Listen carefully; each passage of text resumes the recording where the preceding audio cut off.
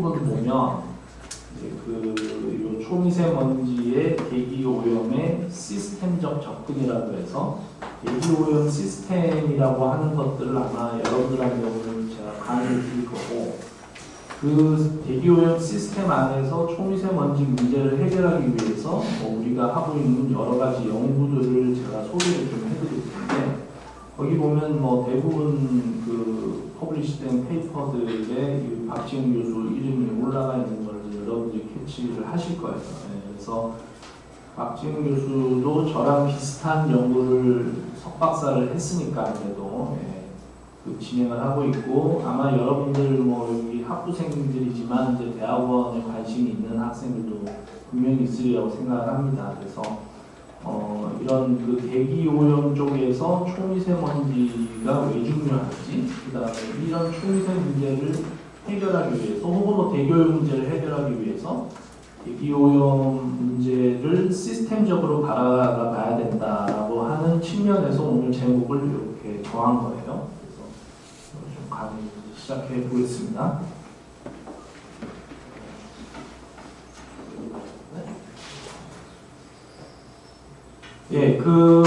일단 강의를 좀 들어가기 전에 우리나라에서 환경부에서 정하고 있는 기준이 크게 두 가지가 있어요.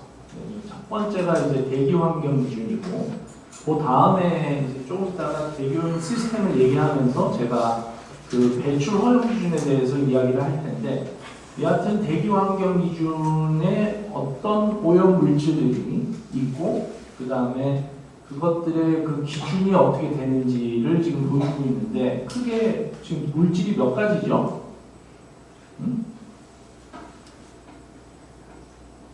숫자는 다 세잖아요. 그죠? 네. 8가지네요. 그죠?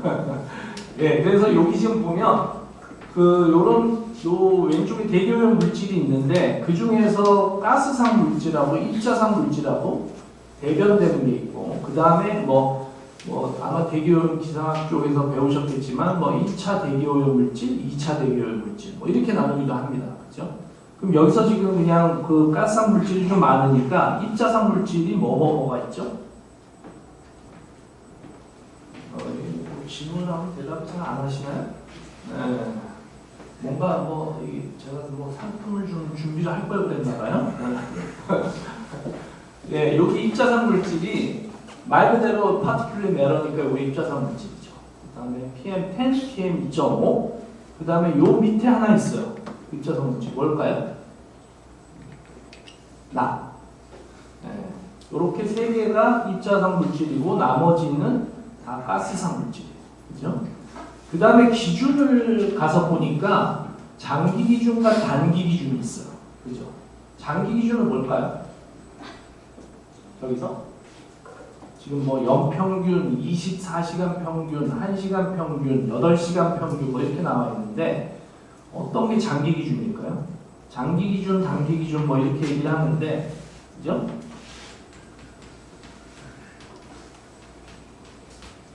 그 장기 기준에 해당하는 게 저기서 보면은 1년 연평균이라고 되어 있는 annual average라고 되어 있는 게 이게 장기 기준이고요. 단기 기준은 지금 저기 보면은 24시간 평균, 8시간 평균, 그 다음에 1시간 평균. 그죠? 이게 왜 장기 기준과 단기 기준을 가지고 있을까요? 그러니까 어떤 물질은 지금 보면 장기, 단기를 다 가지고 있고, 그죠? 어떤 물질은 단기만 가지고 있고, 어떤 물질은 장기만 가지고 있어요. 맞죠? 그래서 지금 이게 장기와 단기 기준을 다 가지고 있는 물질은 저기 대기오염 물질 중에서 뭐가 있죠? 아황산가스, 이산화질소, PM10, PM2.5 여기 네 가지가 다죠. 그죠? 그 다음에 장기 기준만 가지고 있는 거는 여기 지금 보면은 나파고 벤젠. 그죠? 단기 기준만 가지고 있는 거는 일산화탄소하고 오존. 그죠? 이게 왜 장기 기준과 단기 기준을 가지고 있는 거냐면은 대기오염 물질이 장기적으로 노출됐을 때, 그걸 우리가 보통 만성 영향이라고 얘기해요. 영어로는 크로닉 이펙트라는데 여튼 만성 영향에서 장기간 어떤 대기오염 물질에 노출이 됐는데 이게 여러분들 건강에 위한 영향을 미치면 장기 기준을 가지고 있어야 돼요. 그죠? 지금 아까 얘기했던 뭐 아황산가스, 이산화질소, PM10, PM2.5, 납, 벤젠 이런 것들은 장기적으로 노출됐을 때 저렇게 1년에 평균했을 때 예를 들어 PM2.5 농도가 15 마이크로그램 퍼 메타 상승을 넘는 수준이면 여러분들 건강에 위한 영향을 미치는 수준이라고 보는 거예요. 그죠? 네. 그러니까 장기적으로 노출됐을 때 만성 영향에 의해서 영향을 받는 것들은 장기 기준을 가지고 있고 단기 기준은 이게 이제 보통 우리가 얘기하는 급성 영향이라고 해요. 뭐 영어로는 어큐트 임팩트라고 하는데, 그러니까 단기간 노출됐을 때 이게 뭐 1시간 노출됐을 때 저 농도를 넘으면 예를 들어 영향을 받는 거고, 뭐 8시간 평균 농도를 가지고 있는데 저 농도를 넘으면 위한 영향이 나타나기 시작하는 거고, 미세먼지나 PM10, 그러니까 PM10이나 PM2.5는 이제 주로 요 초미세먼지라고 하기도 하고 미세먼지라고 하기도 하는 PM2.5를 얘기할 텐데, 저거는 지금 보면은 24시간 평균이 예를 들어 PM2.5는 35 마이크로그램 퍼 메타 상승을 넣으면 위해한 영향을 미친다고 봐요.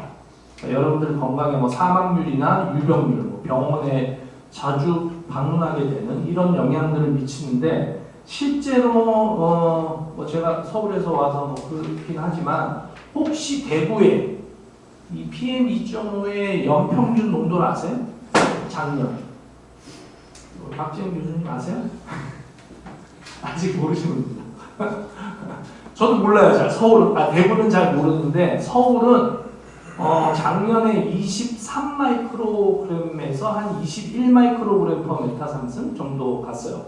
자, 그러면은 서울의 연평균 PM2.5 농도가 15를 넘죠. 그죠? 더 충격적인 건 WHO가 세계보건기구가 2021년에 이 연평균 가이드라인을 얼마로 줬냐면 5 마이크로그램 퍼 메타 상승으로 강화시켰어요. WHO가 생각하기에 이게 PM2.5가 연평균이 5를 넘으면 건강에 안 좋고 사망률이 유의하게 높아진다. 이거 전 세계 데이터를 가지고 역학 연구를 해봤더니 저 결론을 얻은 거예요. 그죠? 자, 그렇게 생각하면은 우리나라는 지금 아직 한참 멀었죠. 그죠? 네. 근데 아직도 뭐 저 연평균 지금 15도 이게 얼마 전까지만 해도 2018년까지만 해도 저게 35였어요. 이 연평균 기준, 대기환경 기준이 35였다가 이게 15로 2018년에 강화된 거거든요. 네. 그런데 저기 대기환경 기준에 저런 그 오염 물질들이 그 기준으로 들어온 게 제일 최신형이 뭐냐면은 PM2.5하고 벤젠이에요. 그러니까 벤젠은 저게 이제 그 발암 물질에 해당하기 때문에 굉장히 위해하고, 그 다음에 PM2.5도 2015년에 들어왔는데 2018년에 바로 연평균을 강화시켰고, 그죠? 그랬음에도 불구하고 WHO에서는 2021년에 연평균을 원래 15로 권장을 하다가 5로 확 강화시켰어요. 그죠? 그러니까 우리나라 같은 경우도 PM2.5는 아직도 굉장히 제어를 열심히 해야 되는 거예요. 그죠? 근데 그걸 어떤 방향으로 제어를 할 건지를 이제 오늘 설명을 좀 하려고 대기오염 시스템 이제 얘기를 할 텐데, 여기 나와 있는 것처럼 대기오염 시스템이라고 하는 거는 대기오염 문제를 우리가 해결하려고 할 때는 항상 대기오염 문제를 시스템을 만들어서 쳐다봐요. 그러니까 시스템적으로 여러분들이 접근을 해야 된다. 시스테매틱하게 어프로치를 해야 된다. 뭐 이런 얘기를 하거든요. 그래서 대기오염 시스템을 구성하고 있는 크게 요소는 3가지밖에 없어요. 여기 지금 나오죠. 3개가 있죠. 자, 그러면은 대기오염 물질은 아까 대기환경 지표에도 정해져 있는 저런 8가지 물질들이 결국은 그 오염원에서 배출, 그죠? 배출원에서 배출이 되겠죠? 그죠? 그 어디를 통해서? 매체가 어디죠? 대기오염 얘기하는데 되게 좋다는 거죠? 그 어디에 영향을 미치죠? 여러분들한테 수용체. 이게 수용체가 뭐 인체 건강일 수도 있고, 그러니까 인간일 수도 있고, 이게 동식물일 수도 있고, 여러분들 여기 환경공학에 계시니까 이제 인간 동식물을 다 포함하면 이게 전체 지구 생태계가 되잖아요, 그렇죠? 그러니까 생태계에 영향을 미치는 건 수용체예요. 영어로는 리셉터라고 하고, 그죠? 저희 박진 교수님의 전공이 요 수용체 모델. 요게 어떤 건지 이제 좀 이따 설명을 드릴 텐데, 동식물. 그 다음에 뭐, 여러분들 뭐 대기오염의 정의에서 배우셨을 거예요. 재산. 그죠? 혹은 뭐 수용체가 뭐 외부에서 여러분들이 레크레이션 활동을 하는데 그거를 방해하는 수준도 여러분들이 요즘 대기오염이라고 이야기해요. 그만큼 이제 우리나라도 선진국에 도달했기 때문에 대기오염에 대한 정의, 그러니까 영향 범위가 굉장히 넓혀져 있거든요. 여하튼 이렇게 배출원에서 대기오염 물질이 배출이 돼서 대기를 통해서 수용체에 영향을 미치면 이게 사이클이 여기서 끝인가요? 쫄쫄 그림 보니까 뺑뺑 돌고 있죠. 그죠? 이게 뭐냐면은 수용체에서 그냥 우리가 영향을 받는 걸로 끝나는 게 아니라 이게 영향을 받는데 아까 대기환경 기준에서 지금 정하고 있는 이런 기준, 이 기준에 저 양이 정해져 있죠. 그러면 이게 뭔 얘기냐면은 미세먼지 PM2.5가 연평균 15를 넘으면은 위한 영향이 나타난다고 하는 그 양이 정해져 있는 거예요.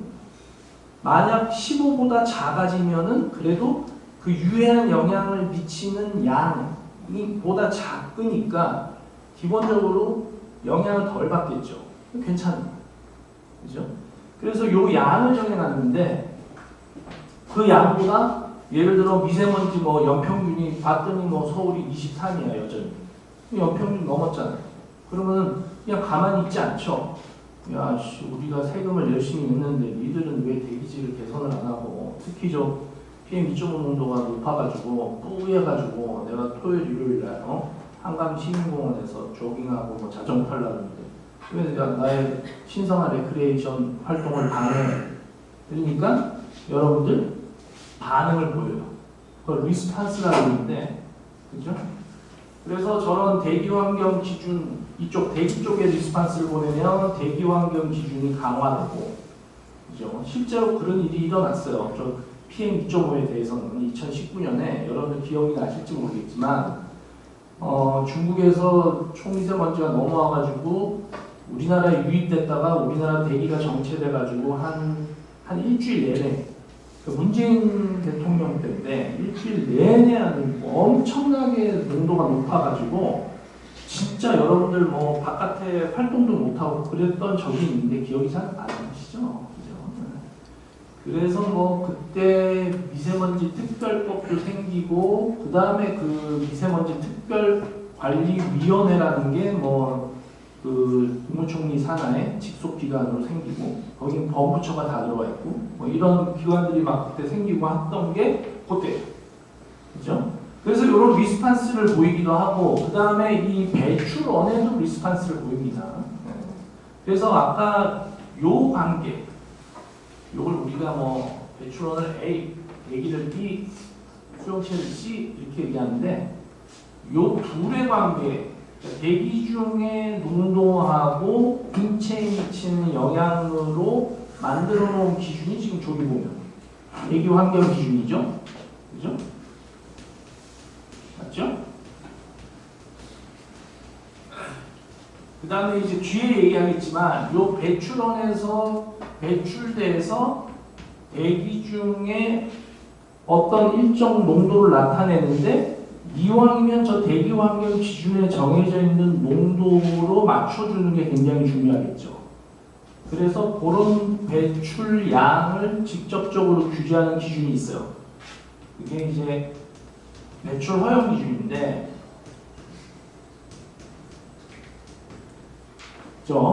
그래서 이렇게 환경부에서는 대기 쪽으로는 크게 기준이 이렇게 두 가지. 요걸 가지고 좀 이따가 우리 대기오염 시스템을 보면서 또 다시 한번 설명을 해봅시다. 자, 그럼 첫 번째 질문. 대기오염 시스템의 구성 요소, 배출원, 대기, 수용체, A, B, C 중에서 무엇을 제어하는 게 대기오염을 줄이는 데 가장 효과적일까요? 배출원. 그렇죠? A라고 생각하시는 분은 거의 대부분일 거야. 그래도 혹시 모르니까 B라고 생각하시는 분, 대기라고 생각하시는 분. 없죠? 그렇지. 있으면 안 돼. 내가 이렇게 질문을 하는 거는 있으면 안 되니까 질문을 하겠지. C라고 생각하시는 분. 인간이 중요해. 그래서 대기오염 문제를 해결하는데 가장 효과적인 거는 이 인간을 제어하는 게 가장 효과적이라고 생각하시는 분. 있으면 안 되지. 그렇죠? 그러니까 여기 대부분 다 답을 A라고 얘기를 하셨어요. 그죠? 근데 요 답을 끝까지 잊어버리지 마세요. 내가 또 질문을 하면은 이건가? 이건가? 이렇게 얘기를 할 수가 있어요. 그죠? 근데 그게 중요한 거예요. 그러니까 배출원을 제어하는 게 대기오염을 줄이는 게 가장 효과적인 방법이에요. 근데 저기 빨간색이 되게 중요한데 뭐냐면은 오염물질에 그렇다고 해서 이 배출량을 어느 정도 수준까지 이거를 0으로 만드나요? 배출량, 그런 이미션 웨이트를 제로로 만드는 게 가능해요? 불가능해요. 그럼 이거 어디까지 낮춰야 돼요? 여기 나오잖아. 여기. 수용체에 유해한 영향이, 그러니까 제일 중요한 게 인간의 인체 건강인데 여러분들 건강에 유해한 영향이 주목할 만한 수준으로 없어질 때까지 줄이는 거예요. 그죠? 근데 그 양이 뭐예요? 유해한 영향이 주목할 만한 수준으로 없어진다는 게 방금 얘기해줬던 대기 환경 기준의 장기 기준, 단기 기준, 그 정도예요. 그거보다 낮아질 때까지 뭘 낮춘다? 이 배출, 오염 물질의 배출량을 무해한 수준까지로 낮추는 게 합리적이라고 판단이 되는 거죠. 그죠? 자, 요거를 여러분들이 달성하기 위해서는 뭐하고 뭐의 관계가 정립이 돼야 돼요? 그래서 요 A와 C의 관계가 정립이 돼야 되잖아요. 지금 뭐라 그랬냐면은 요 놈이 무해한 수준으로 갈 때까지 요 놈을 낮춘다 그랬죠. 그죠? A와 C의 관계가 밝혀져야 돼요. 근데 이게 바로 밝혀질까요? 바로 갈까? 바로 못 가죠. 그죠? 그래서 A와 B의 관계를 정립을 하고 그 다음에 B와 C의 관계를 정립을 해야 돼요. 그죠? 그래서 요 A와 B의 관계를 정립하는데 여러분들이 학부 동안 예를 들어 대학원에 들어와서 대기를 연구하고 싶으시면 특히 초미세먼지를 연구하고 싶으시면 요 A와 B의 관계를 규명을 해야 돼요. 그죠? B와 C의 관계도 규명을 해야 돼요. 그죠? 자, 그러면 A와 B의 관계를 규명하는 거는 배출원에서 배출량이 얼만큼 나왔을 때 대기 중에 막 섞여가지고 농도가 아까 장기 기준, 단기 기준에 맞출까 하는 거를 연구를 해야 되잖아요. 그죠? 그걸 알 수 있는 게 뭐가 있죠? 모니터링, 측정이라고 하기도 하고, 그 다음에 모델링, 그 다음에 이 배출원의 배출량을 조사하는 배출원 조사, 배출원 목록. 근데 이런 거는 거의 그 연구의 대상은 아니고, 이 조사의 대상이고, 그러니까 여러분들이 대기 모니터링, 대기 모델링, 대기 측정, 대기 오염 물질 분석 이런 거를 공부를 하셔야 돼요. 학부 때. 그 다음에 이 대기 중의 농도하고 인체에 미치는 유해한 영향 간의 관계는 이게 역학 되게 생소하실 거예요. 네. 그 다음에 독성학 이런 것들을 하셔야 되고 통계도 할 줄 아셔야 돼요. 이 통계가 이 역학과 독성학의 거의 기본이기 때문에 모델링 쪽도 기본이에요. 그러니까 여러분들이 학부 때 이런 굉장히 다양한 과목들을 여러분들이 기본적으로 접하거나 안 되면은 대학원 들어와서 접하셔도 되는데 여기는 환경공학이니까 사실 이건 처음 들어보죠. 그죠? 뭐 역학 독성화, 그죠? 여기 이제 박진 교수가 여기 계시니까 열심히 잘 가르쳐 주실 거예요. 나중에. 그러니까 원래 공대는 주로 여기만 해요. 여기만. AP만 해요. AP만. 요것만 열심히 해요. 그 다음에 보건대나 이런 보건학과 아니면 자연대 이런 쪽은 요거를 열심히 해요. PC를. 그죠? 여러분들은 어떻게 해야 될까요? 어떻게 할까요? 네. 여러분들 어떻게 하셔야 되죠?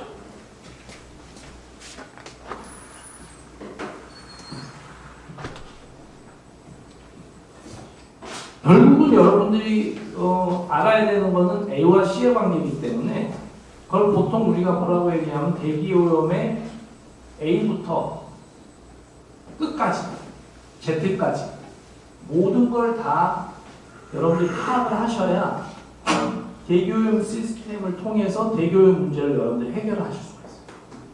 그죠? 그래서 이쪽도 하셔야 돼요. 그죠? 네. 그래서 저는 여하튼 뭐 평생을 대기오염 시스템의 안에서 요 배출원부터 수용체까지의 관계를 계속 연구하고 가르치고 그러고 있는 거예요.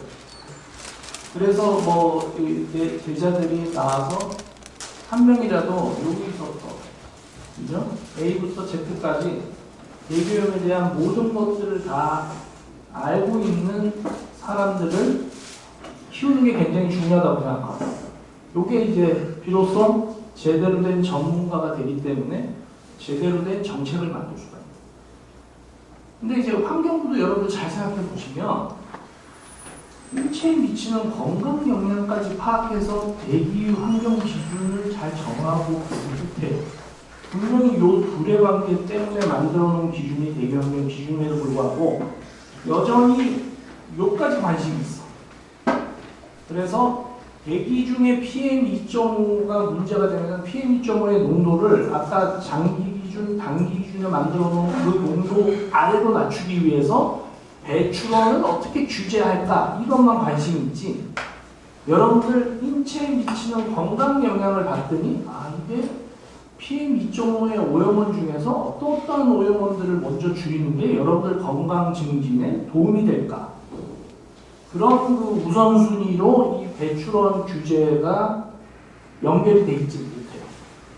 아직까지도. 근데 이제 최근에 들어서 이제 환경부도 이 수용체 중심의 대기질 관리를 하겠다라는 얘기예요. 그 수용체 중심이 뭐냐면 여러분들 중심. 여러분들의 건강 중심이다. 이렇게 생각하시면 돼요.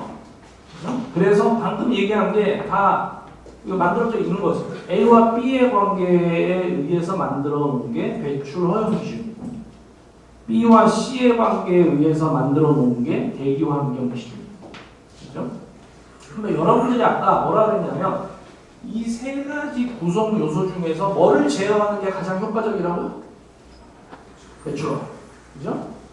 그러면은 요 기준 중에서 제일 중요한 기준이 뭘까? 배출원 기준이 중요해요? 대기환경 기준이 중요해요? 그렇지. 대기오염 시스템 안에서 대기오염 문제를 해결하는데 여러분들 가장 효과적인 게 분명히 배출원을 제어하는 거라고 했으니까 얘가 굉장히 중요한 기준이에요. 그죠?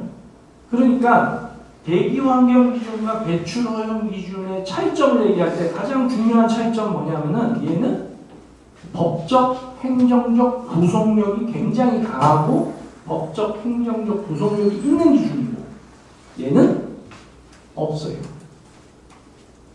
그렇죠? 방금 내가 뭐라 했냐면은 작년에 서울시의 PM2.5의 연평균이 23마이크로그램인데 장기 기준이 15잖아요. 우리나라가. 그래가지고 서울시장, 오세훈 시장이 뭐 국민 저 대사과를 했어요? 그럼 그 기준 못 지켜가지고 저기 구속됐어요? 월가금 냈어요? 하나도 그런 게 없죠. 그죠?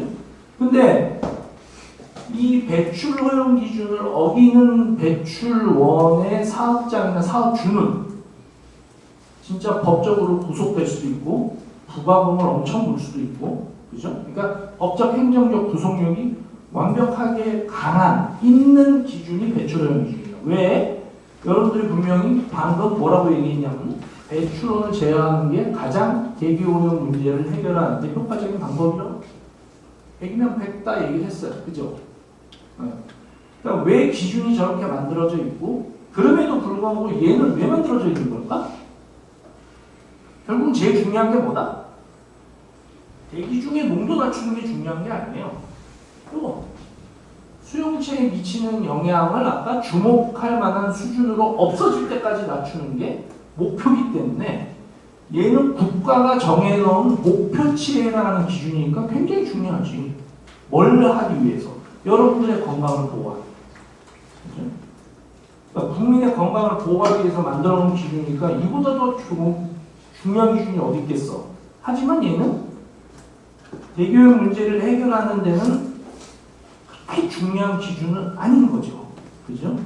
그러니까 얘를 요 기준에 맞게 배출량을 잘 모델링을 통하고 모니터링을 통해가지고 잘 보는 게 굉장히 중요한데 얘는 여하튼 얘를 직접적으로 제어하는 기준이기 때문에 여러분들이 얘기한 대로 굉장히 중요한 기준이다. 이렇게 이해하시면 됩니다. 자, 그래서 대기오염 문제를 해결하기 위해서는 여하튼 대기오염 시스템이라고 하는 거를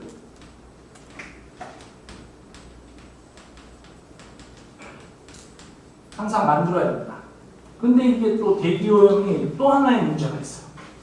이게 이제 여러분들이 환경공학과에 있으니까 여러 환경오염 문제를 다룰 텐데 이게 지금 나와 있죠? 다른 환경오염 문제와는 다르게 대기오염은 그 규모에 따라 가지고 되게 스케일이 달라져요. 그래서 제일 작은 스케일이 국지적 스케일, 그러니까 뭐 영어로 로컬 스케일. 그 다음에 리저널 스케일이 지역적 스케일이고 컨티넨탈 스케일이 대륙적 스케일, 그 다음에 글로벌이 전지구적 스케일인데 잘 감이 안 오죠? 이 국지적인 뭐고 이 지역적인 건지, 그죠? 근데 이제 오늘 우리가 주로 중점적으로 얘기할 PM2.5가 어디에 가 있어요 지금? 국지적 규모의 오염 문제예요? 지역적 규모의 오염 문제예요? 여기 없잖아. 여기서부터 나타나기 시작하죠. 네. 그러니까 PM2.5는 지역적 규모의 대기오염. 그러니까 여러분들이 PM2.5, 우리나라의 PM2.5 문제를 해결해. 그러면은 여러분들이 우리나라? 우리나라만 해결하면 되지가 아닌 거야. 왜? 지역적 규모. 지역적 규모가 스케일이 어떻게 되나? 잘 모르겠죠. 그죠? 이게 동북아시아 지역이 보통 지역적 규모. 그러니까 중국, 우리나라, 일본을 포함한 그 바운더리가 지역적 규모가 되는 거예요. 자, 그러면은 여러분들한테 분명히 내가 질문을 했죠. 우리나라의 PM2.5 문제를 해결하세요. 그러면은 대기오염 시스템, 그렇지, 배출원, 대기, 수용체가 그럼 우리나라의 PM2.5의 배출원을 파악을 하고 그 다음에 우리나라 대기 중에 뭐 기상현상, 대기의 흐름, 공기의 흐름을 파악하고 우리나라 국민들이 이 PM2.5의 배출원에서 어떤 건강 영향을 받는지를 파악하고 이런 거 다 해결되네. 분명히 내가 대기오염 시스템이 중요하다고 얘기했고, 그죠? 얘를 제어하는 게 가장 중요하다고 얘기했는데 그런데 중요한 건 뭐라고요? 어느 규모에 있는지도 또 들여다봐야 돼. 그죠? 그러니까 대기오염 시스템을 보는 거는 중요한데 바운더리를 또 정해야 돼. 그러니까 PM2.5는 봤더니 리저널 스케일부터 나타나기 시작하는, 그렇죠? 현상이에요. 그러면은 요 리저널한 스케일이기 때문에 방금 여러분들한테 얘기한 대로 어떻게 되냐면 이 문제를 해결하려면 좋게 될 거예요. 응? 그 중국, 우리나라, 일본의 PM2.5의 배출원을 다 아셔야 되고요.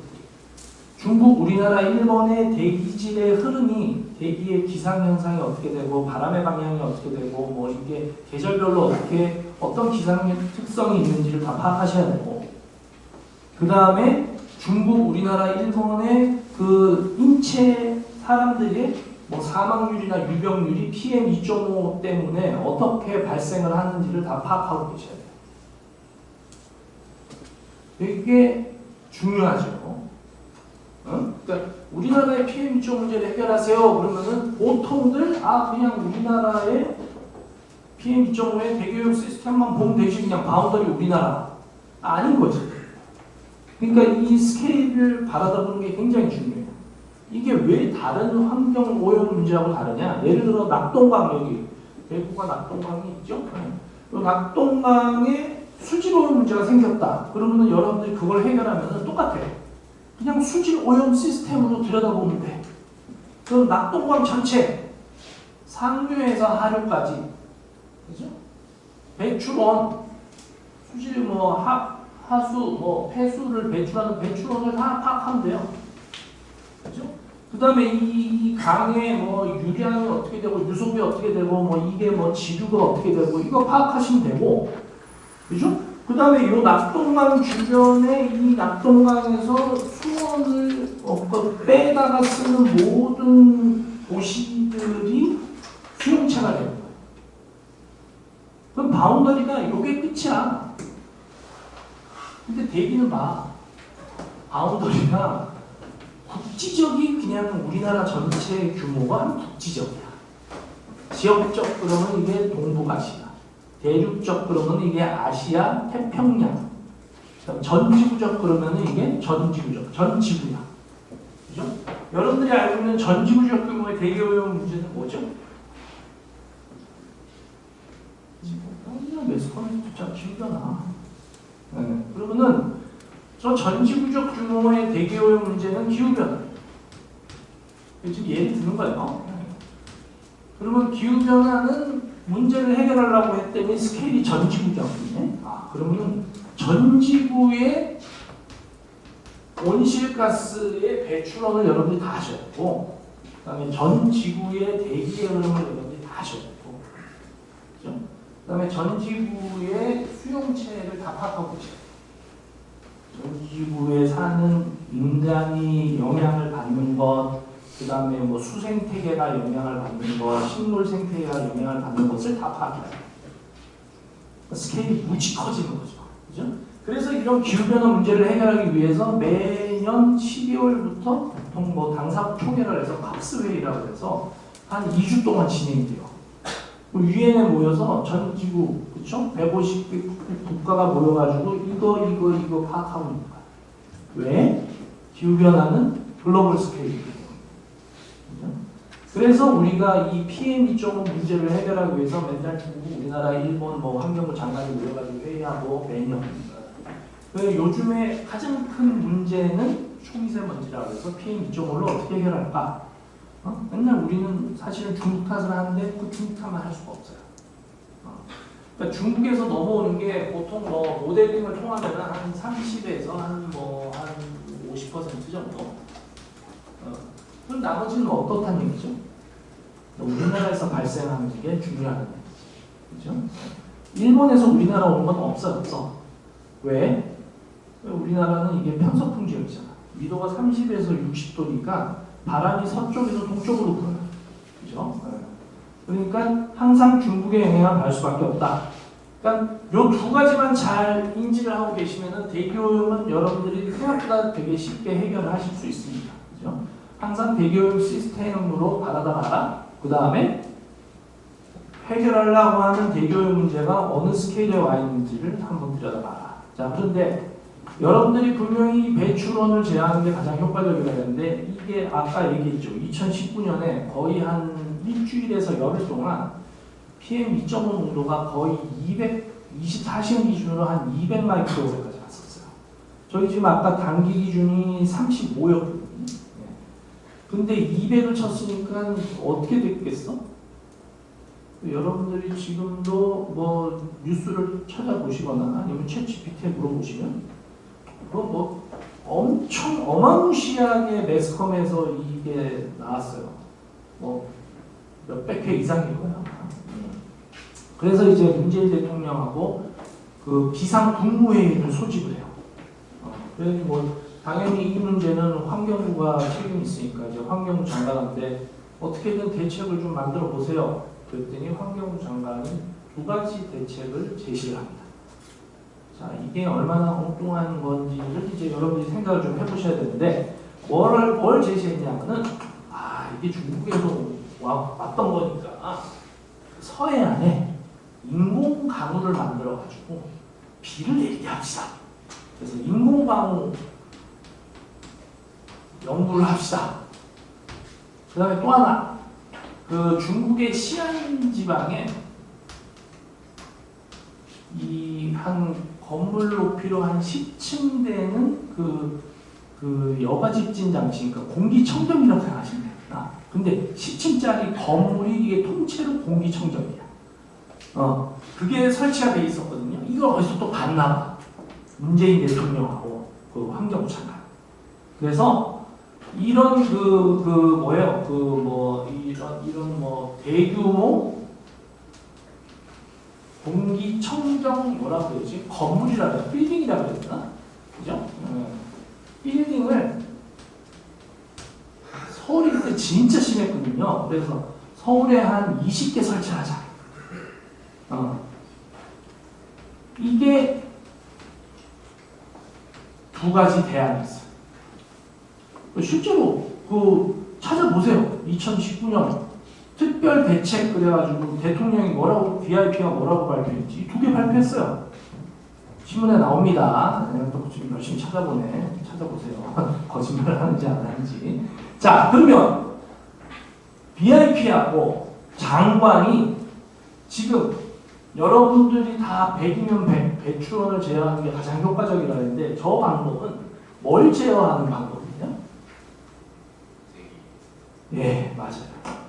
얘야, 얘. 바보 아니야?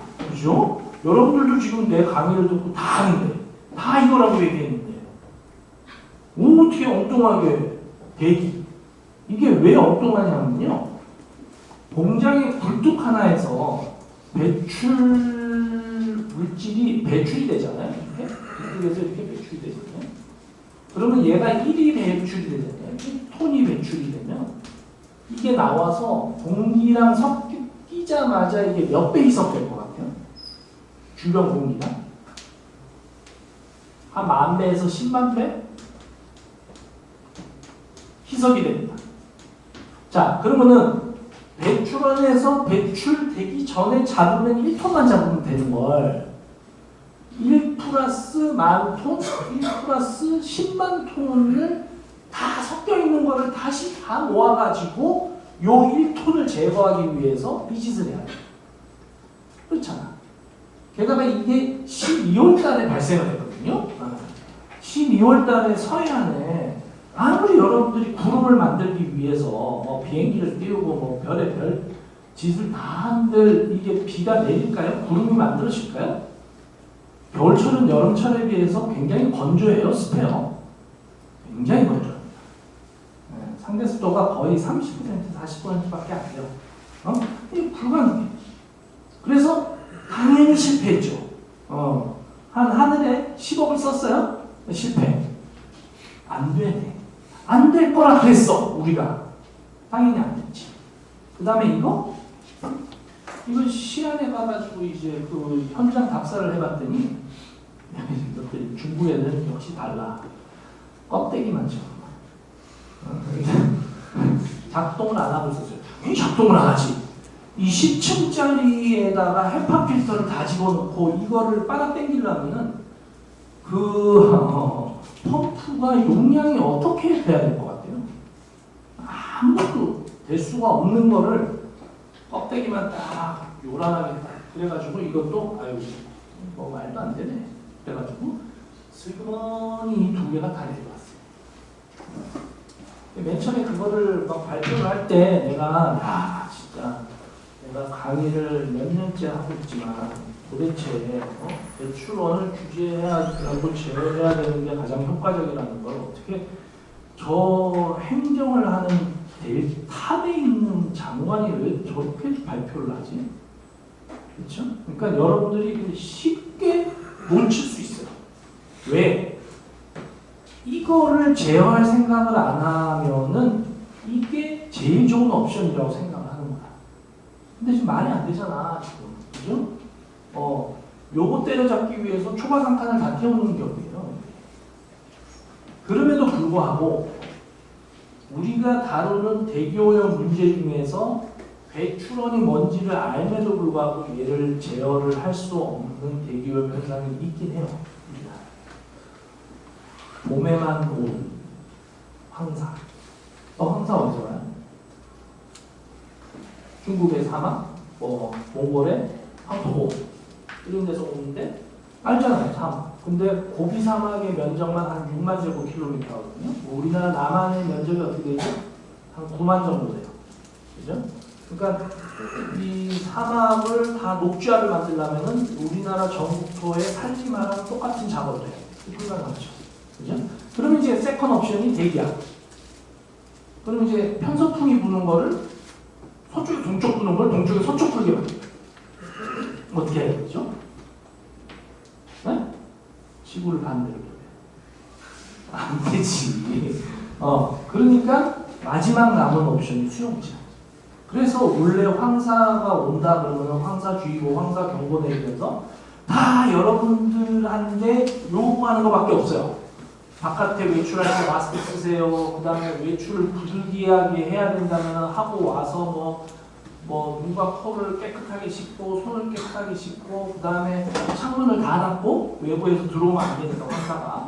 그 다음에 공기청정기를 틀고 내부의 습도를 높여서 이 먼지가, 그렇죠? 미세먼지가 자꾸 내려가도록 하고 청소를 자주 하고 온갖 것들이 다 여러분들이 해야 되는 굉장히 수동적인.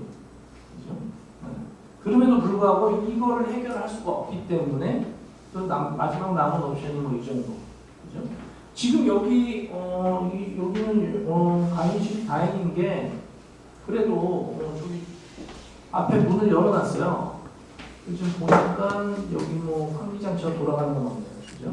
만약 저 문이 닫혀져 있으면 여기도 지금 대기오염 문제가 발생돼요. 지금 딱 강의 시작한 지 50분 됐거든요. 이때쯤 되면은 여기에 대기오염 문제가 하나가 생깁니다. 뭘까요? 예, CO2. 오, 누구야? 똑같네. CO2. 맞아요.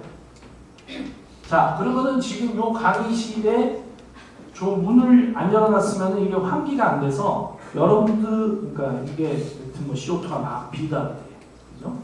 그러면은 CO2 문제를 해결해야 돼요.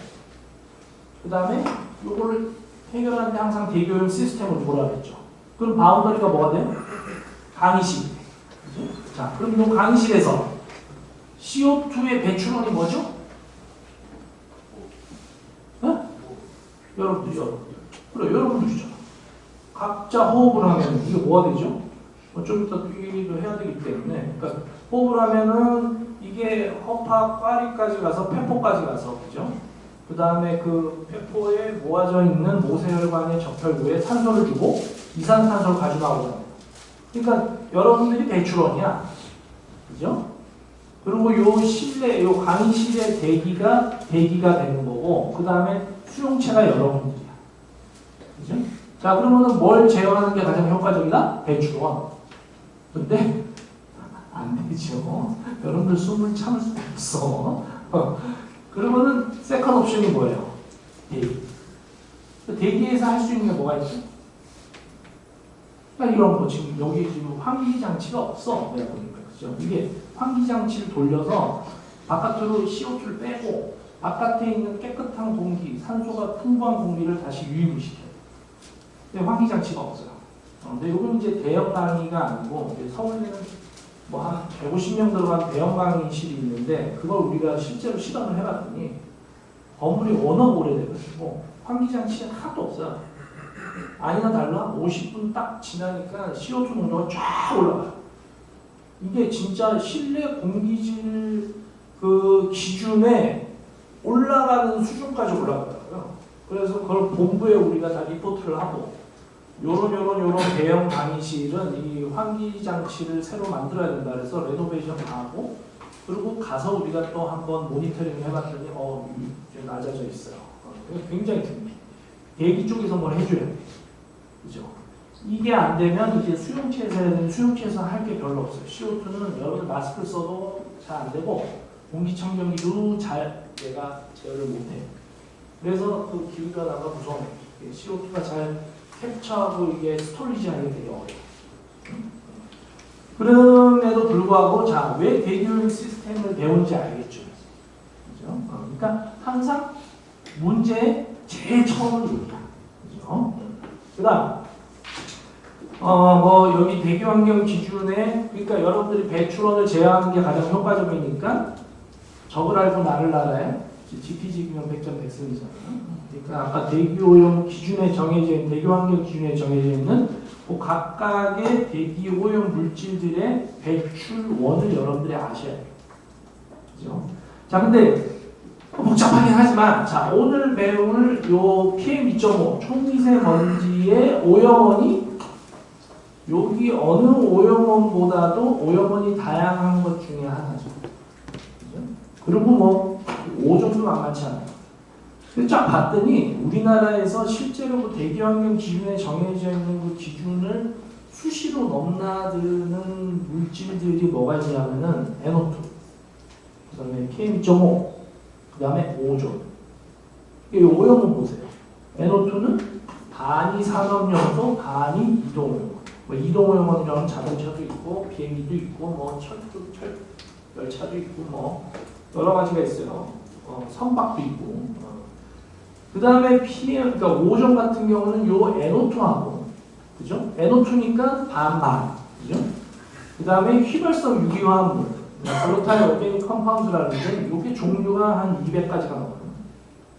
그러니까 200가지가 넘는 거에 배출원이 얼마나 다양하겠어요. 요 두 개가 광반응을 받아가지고 화학반응이 생기면 만들어지는 게 오존입니다. 그러니까 아주 대표적인 2차 대기 오염 물질입니다. 오존 자체가 배출되는 게 아니라 NO2와 휘발성 유기화학 물들이 대기 중에서 만나가지고 광반응이 생겨야 되기 때문에 이게 낮에만 발생을 하고 여름철에 주로 많이 발생을 하고, 그죠? 그래서 만들어지는 물질이고, 그러니까 얘도 오염원이 되게 다양해요.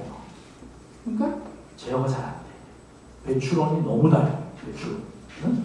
그 다음에 PM2.5 오늘 얘기할 거는 뭐 이동오염원. 아까 얘기했죠? 생물성 연소는 이게 뭐 바이오매스 버닝이라고 해가지고 뭐 산불이 나거나 혹은 여러분들이 뭐 장작을 태우거나 캠핑할 때 불멍을 때리거나 뭐 이럴 때 막 나와요. PM2.5가 어마무시하게 나와요. 그러니까 여러분들이 캠핑 가서 불멍을 때려야겠어요? 안 때려야겠어요? 여러분들 생각하면 안 때려야 되는 거죠. 조금 이따가 볼 거예요. 저게 인체에 미치는 영향이 있는지 없는지.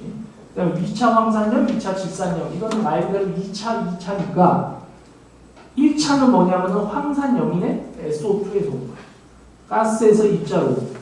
질산염, 이게 질소네 질소? 그러니까 NO2에서 온 거예요. NO2가 가스가 입자로 되면은 2차 질산염. 그래서 뭐 암모늄 나이트레이트 뭐 이런 형태로 존재하고 뭐 해염 이건 바다에서 온 거고 석탄 연소, 석탄 태울 때 주로 뭐 석탄 화력 발전소. 그다음에 오일 연소는 기름을 태울 때인데 주로 저지류를 태울 때 많이 나오니까 이건 선박류. 그러니까 선박, 그렇죠? 왔다 갔다 하면서 오일 연소에서 PM2.5가 무시하게 나옵니다. 여러분들 뭐 대구니까 별 영향 안 받는데 부산 쪽으로 가면 장난 아니에요. 그다음에 토양, 이게 뭐 대표적인 게 아까 황사 이런 거, 지각 성분들이 풍화작용에 의해서 대기 중으로 나왔다가 떨어지고 하는데 생각보다 입자가 되게 작아요. PM2.5가 정의가 어떻게 되냐면 입자의 직경이 2.5 마이크로메타보다 작거나 같은 입자상 물질. 이게 PM2.5인데 뭐 하여튼 토양의 그런 오염원에도 PM2.5가 발생을 심심찮게 합니다. 황사 때 보면은 많이 오고, 대부분 제기사는 여러분들 뭐 타이어 마모, 브레이크 마모, 그 다음에 그 자동차의 그 뒤에 테일파이프에서 나오는 게 가스상 물질인데 이게 입자로 변형이 돼서 도로변에 가라앉아 있다가 차가 지나가면 다시 올라갔다 내려갔다 이게 반복해요. 그래서 도로변에 이 제기산을 막기 위해서 뭐 청소차가 막 왔다 갔다 하고, 그죠? 대부분 옛날에 봤더니 뭐 이 도로변에 물을 뿌리는데 스프링클러 저 수성도 저 저기 동대구역 근처 갔더니 그렇게 하더라고요. 야, 저건 누가 저런 멍청한 아이디어를 어느 교수님이 그러시는데 저렇게 저 스프링클러가 쫙 설치가 되는데 저기에 반은 맨날 고장 나가지고 물이 안 흐른다는 거야. 그럼 왜 그걸 해? 뭐 하여튼 그래도 이거 뭐 중요한 오염물 중에 하나니까. 근데 이제 여러분들한테 질문을 할게요. 분명히 뭐라 하냐면 그럼 이제 PM2.5 문제를 해결해야 되는데 아까 뭐라 그랬죠? 요 배출량이 무해한 수준으로 갈 때까지 얘를 제어하는 게 가장 효과적이다. 그럼 이제 여러분들의 관심은 뭐냐면은 이 배출원에서 PM2.5의 질량 농도, 대기 중의 질량 농도에 얼마만큼 기여하는지를 보고 거기서 기여도가 제일 높은 오염원을 제어하는 게 중요해요. 아니면 여러분들의 여기 대구 시민의 사망률과 유병률을 봤더니 요 오염원이 지금 저게 저것만 해도 9가지거든요. 하나, 둘, 셋, 넷, 다섯, 여섯, 일곱, 여덟, 9가지. 그죠? 등 묻혀져 있잖아. 그래서 뭐 대부분 실험을 해봐야 되겠지만 뭐 10개, 11개가 될 수도 있어요. 자, 그러면 10개, 11개 오염원 중에서 어떤 오염원이 실제로 봤더니 여러분들 대구 시민의 사망률에 아주 유의미하게 영향을 미쳐요. 어떻게 해야 돼? 그 오염원부터 제어하는 게 맞겠죠? 이게 아니죠? PM2.5의 질량 농도를 아까 장기 기준, 단기 기준 맞추기 위해서 낮추는 게 중요할까요? 아니면은 여러분들 건강에 직접적인 영향을 미치는 오염원을 제어하는 게 중요할까요? 전자부자. 전자라고 생각하시는 분. 손 들어보세요. 아니 뭐 정답이 있는 건 아니야. 전자가 중요하다고 생각할 수도 있어. 전자가 중요하다고 생각하시면 빨리 손 들어보세요. 와, 우리는 이쪽을 열심히 하겠다. 이쪽 공부를 열심히 하겠네. 네, 후자가 중요하다고 생각하시면 네, 거의 대부분이죠. 네. 그런데 환경부가 보통 이런 PM2.5의 그 문제를 해결하기 위해서 만들어 놓은 대기 정책들을 보면 대부분 목표가 어떻게 잡혀져 있냐면 연평균 뭐 18 마이크로그램 퍼 메타 상승을 달성하겠다. 이게 끝이야. 네, 네. 뭐 예를 들어 이런 거지. 뭐 대구 시민의 뭐 1년의 사망자 수가 뭐 예를 들어 뭐 한 뭐 4,000명 정도 되는데 그 중에서 PM2.5에 의해서 사망하는 사망자 수가 한 1,000명 정도 되는데 이 1,000명을 뭐 800명으로 줄이겠다. 이런 목표는 난 본 적이 없어. 그죠? 네. 잘못된 거지. 그러니까 여러분들은 이 대기오염 시스템을 배우면서 이 수용체에 미치는 영향이 최소가 되는 아주 올바른 방향으로 배출원을 제어하는 게 되게 중요해요. 그러니까 오늘 이제 여러분들이 이걸 배우고 예를 들어 내가 뭐 대기오염 쪽에서 PM2.5 문제를 해결하기 위해서 뭐 평생 연구와 강의를 하겠다라고 마음을 먹거나 혹은 뭐 연구원에 들어가서 내가 강의를 뭐 연구를 하겠다라고 마음을 먹으면 기본적으로 뭐 이 지금 오늘 이제 좀 이따가 얘기할 여러 페이퍼들에서 다루고 있는 이 연구의 내용이 굉장히 중요한 측면이 돼요.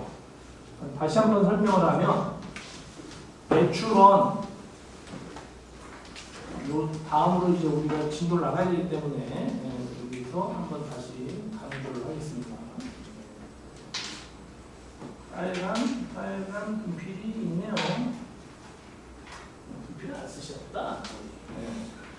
자, 이 지금 이제 좀 이따가 나오는 뭐 수용 모델이라고 하는 게 있고, 그죠? 우리 박지영 교수님이 주로 다루시는 수용체 모델, 수용 모델이라고 하는 게 있는데, 이건 이제 뭐냐면은 대기 중에 PM2.5와 그 PM2.5 시료를 이렇게 모아서 대기 중에 PM2.5를 다 모아가지고 거기에 있는 여러 화학 성분을 분석을 해서 얘를 찾아내요.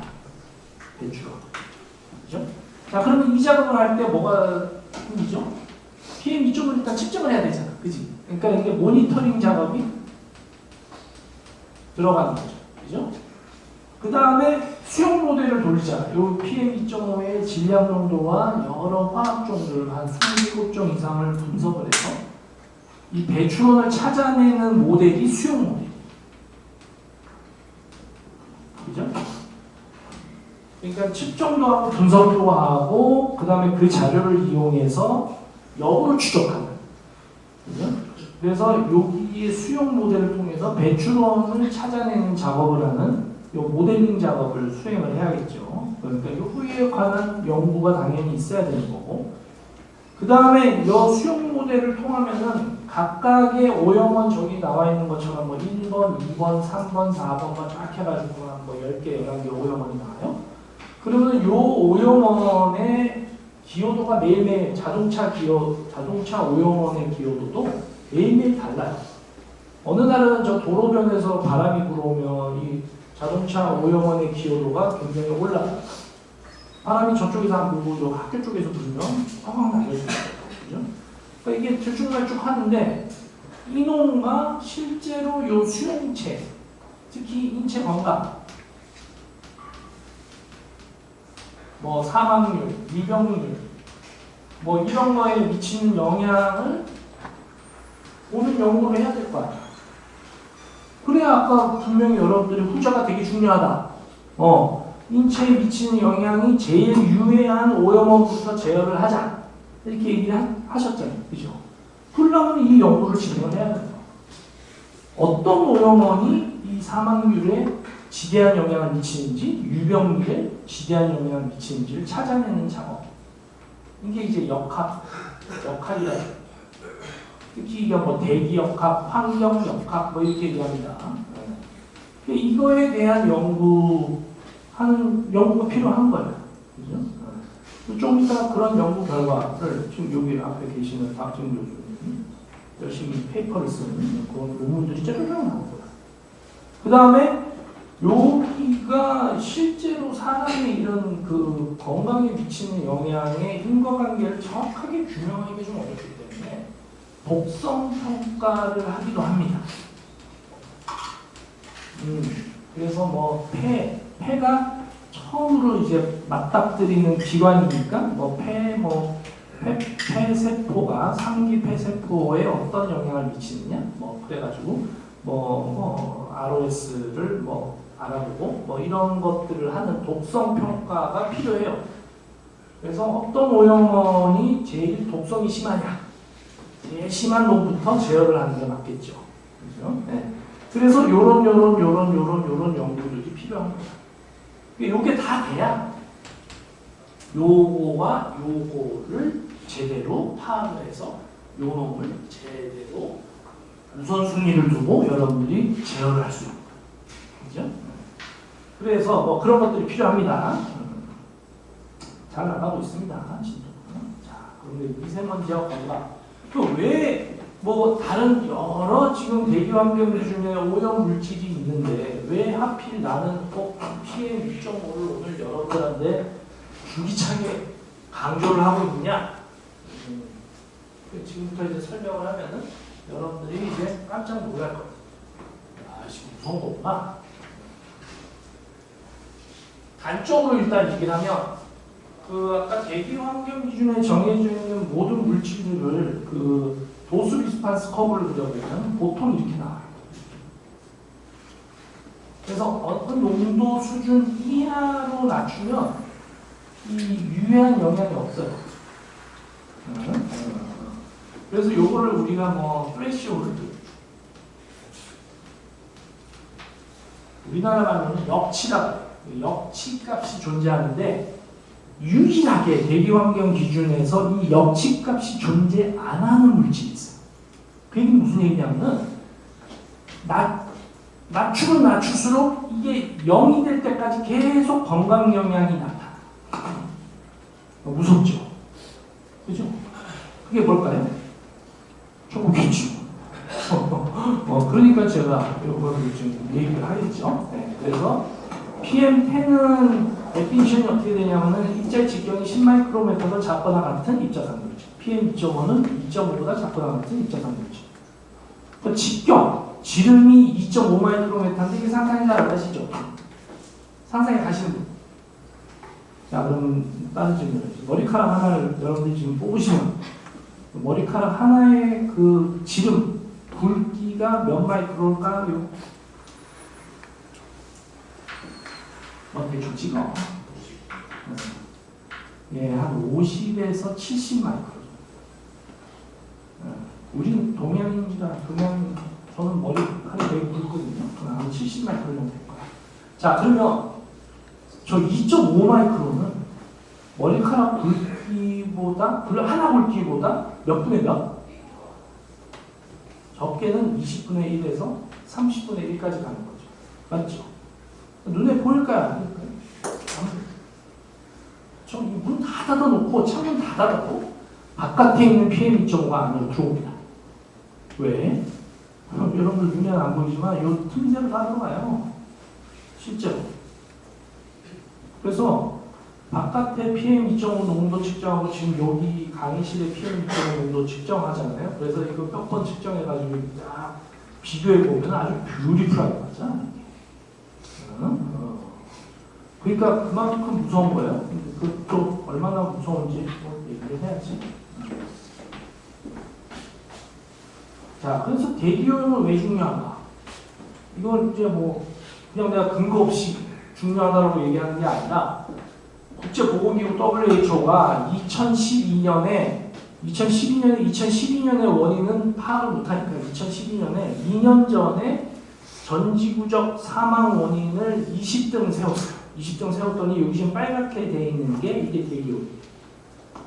요게 1, 2, 3, 4, 5등에 해당되는 게 하우스 에어 폴루션 from solid fuel. 이게 뭐냐면은 못 산 동남아시아에서는 그 연료가 집으로 직접 안 들어오기 때문에 뭐 쿠킹을 하거나 뭐 아니면 난방을 위해서 막 뭐 나무 장작이나 뭐 심지어는 동물의 저 배변 이런 것들을 말려가지고 그죠? 덩을 말려가지고 그걸 연료로 써요. 그러니까 그래서 여성들이 엄청나게 죽어나. 그래서 이게 사망자 수가 한 370만 명 전지구적으로.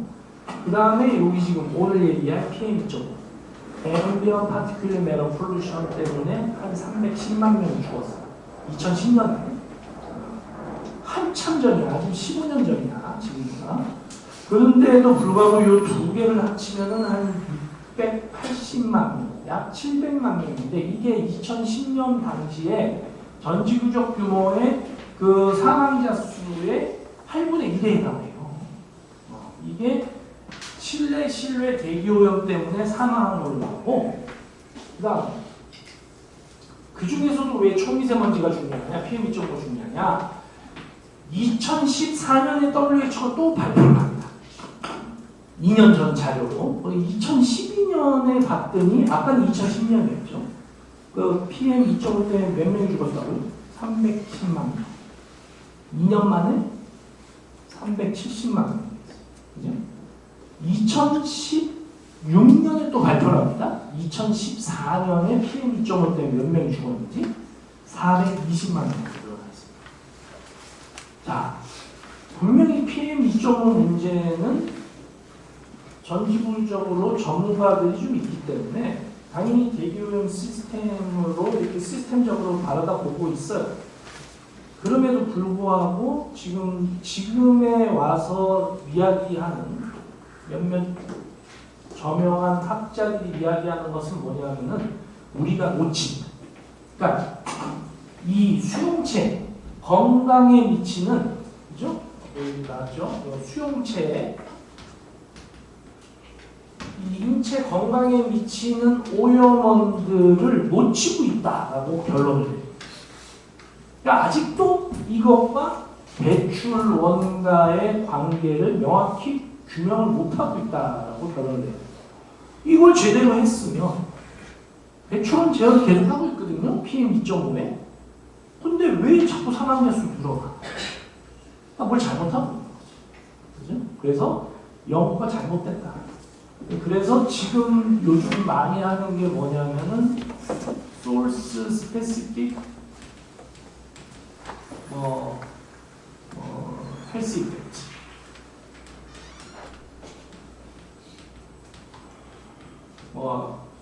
리스크 어세스먼트, 뭐 헬스 이펙트 스타디 뭐 이런 것들을 열심히 해야 된다. 요거. 어? 요게 중요하다. 어떤 오염원들의 특정되어진 거에 대해서 헬스 이펙트가 제일 크게 나타나는 요 오염원들을 찾아내가지고 그놈을 타겟으로 해야 된다. 이게 아주 중요한 요즘의 트렌드예요. 그죠? 그래서 박진 교수님도 이쪽으로 열심히 뭐 PM 2.5도 하고 뭐 레이디에이션도 하시고 이런 거거든요. 근데 이게 또 더 무서운 거는 이거예요. 이건 뭐 무서운 건 아니고. 근데 하필 우리나라가 사는 서태평양 지역하고 동남아시아 지역의 PM 2.5 때문에 사망자 수가 제일 높아요. 그러니까 문제죠. 그런데 이제 이게 사실 좀 충격적인 거지. 미세먼지의 사망 원인을 보면 여러분들 코나2로 숨을 쉬면은 맨 처음에 이 PM 2.5를 맞닥뜨리는 기관은 폐예요. 아니면은 여기 심혈관계예요. 심혈관계는 피해 그거거든요. 혈액의 그 순환 때문에 생기는 질병인데, 요 사망 원인에 이 폐 때문에 생기는 사망 원인은 요거 11%, 6%, 3% 합치면 정확하게 20%. 그 다음에 혈액 순환과 관계되는 걸 우리가 심혈관계 질환이라고 얘기하고, 지금 내가 얘기했던 폐에 관계되는 거는 호흡기계 질환이라고 얘기해요. 그 다음에 지금 얘기한 혈액 순환에 관계되는 거는 심혈관계 질환인데, 얘가 20%고 얘가 80%. 그럼 사망자 수가 얘가 4배라는 얘기지. 그죠? 이거는 전 세계 어느 나라를 가나 다 똑같이 나타나. 우리나라도 진짜 정확하게 이렇게 나타나. 딱 4배야. 그죠? 근데 이상하죠? 둘이 마시면 폐부터 가는데 왜 맨 끝단에 가가지고 산소 전달하고 이산화탄소 가지고 나오는 그 단계의 그 혈액 순환과 관계되는 질병에서 사망자 수가 왜 4배가 높지? 미스테리하잖아요. 그죠? 그래서 요거를 설명하는 중요한 그림이 이제 요 그림. 초미세먼지가 폐 기관으로 들어갔을 때 기관이 이렇게 생겼죠? 기관지 막 해가지고 나무를 거꾸로 뒤집어 놓은 형상인데, 맨 마지막에 가면 이렇게 폐포가 이렇게 있고, 그죠?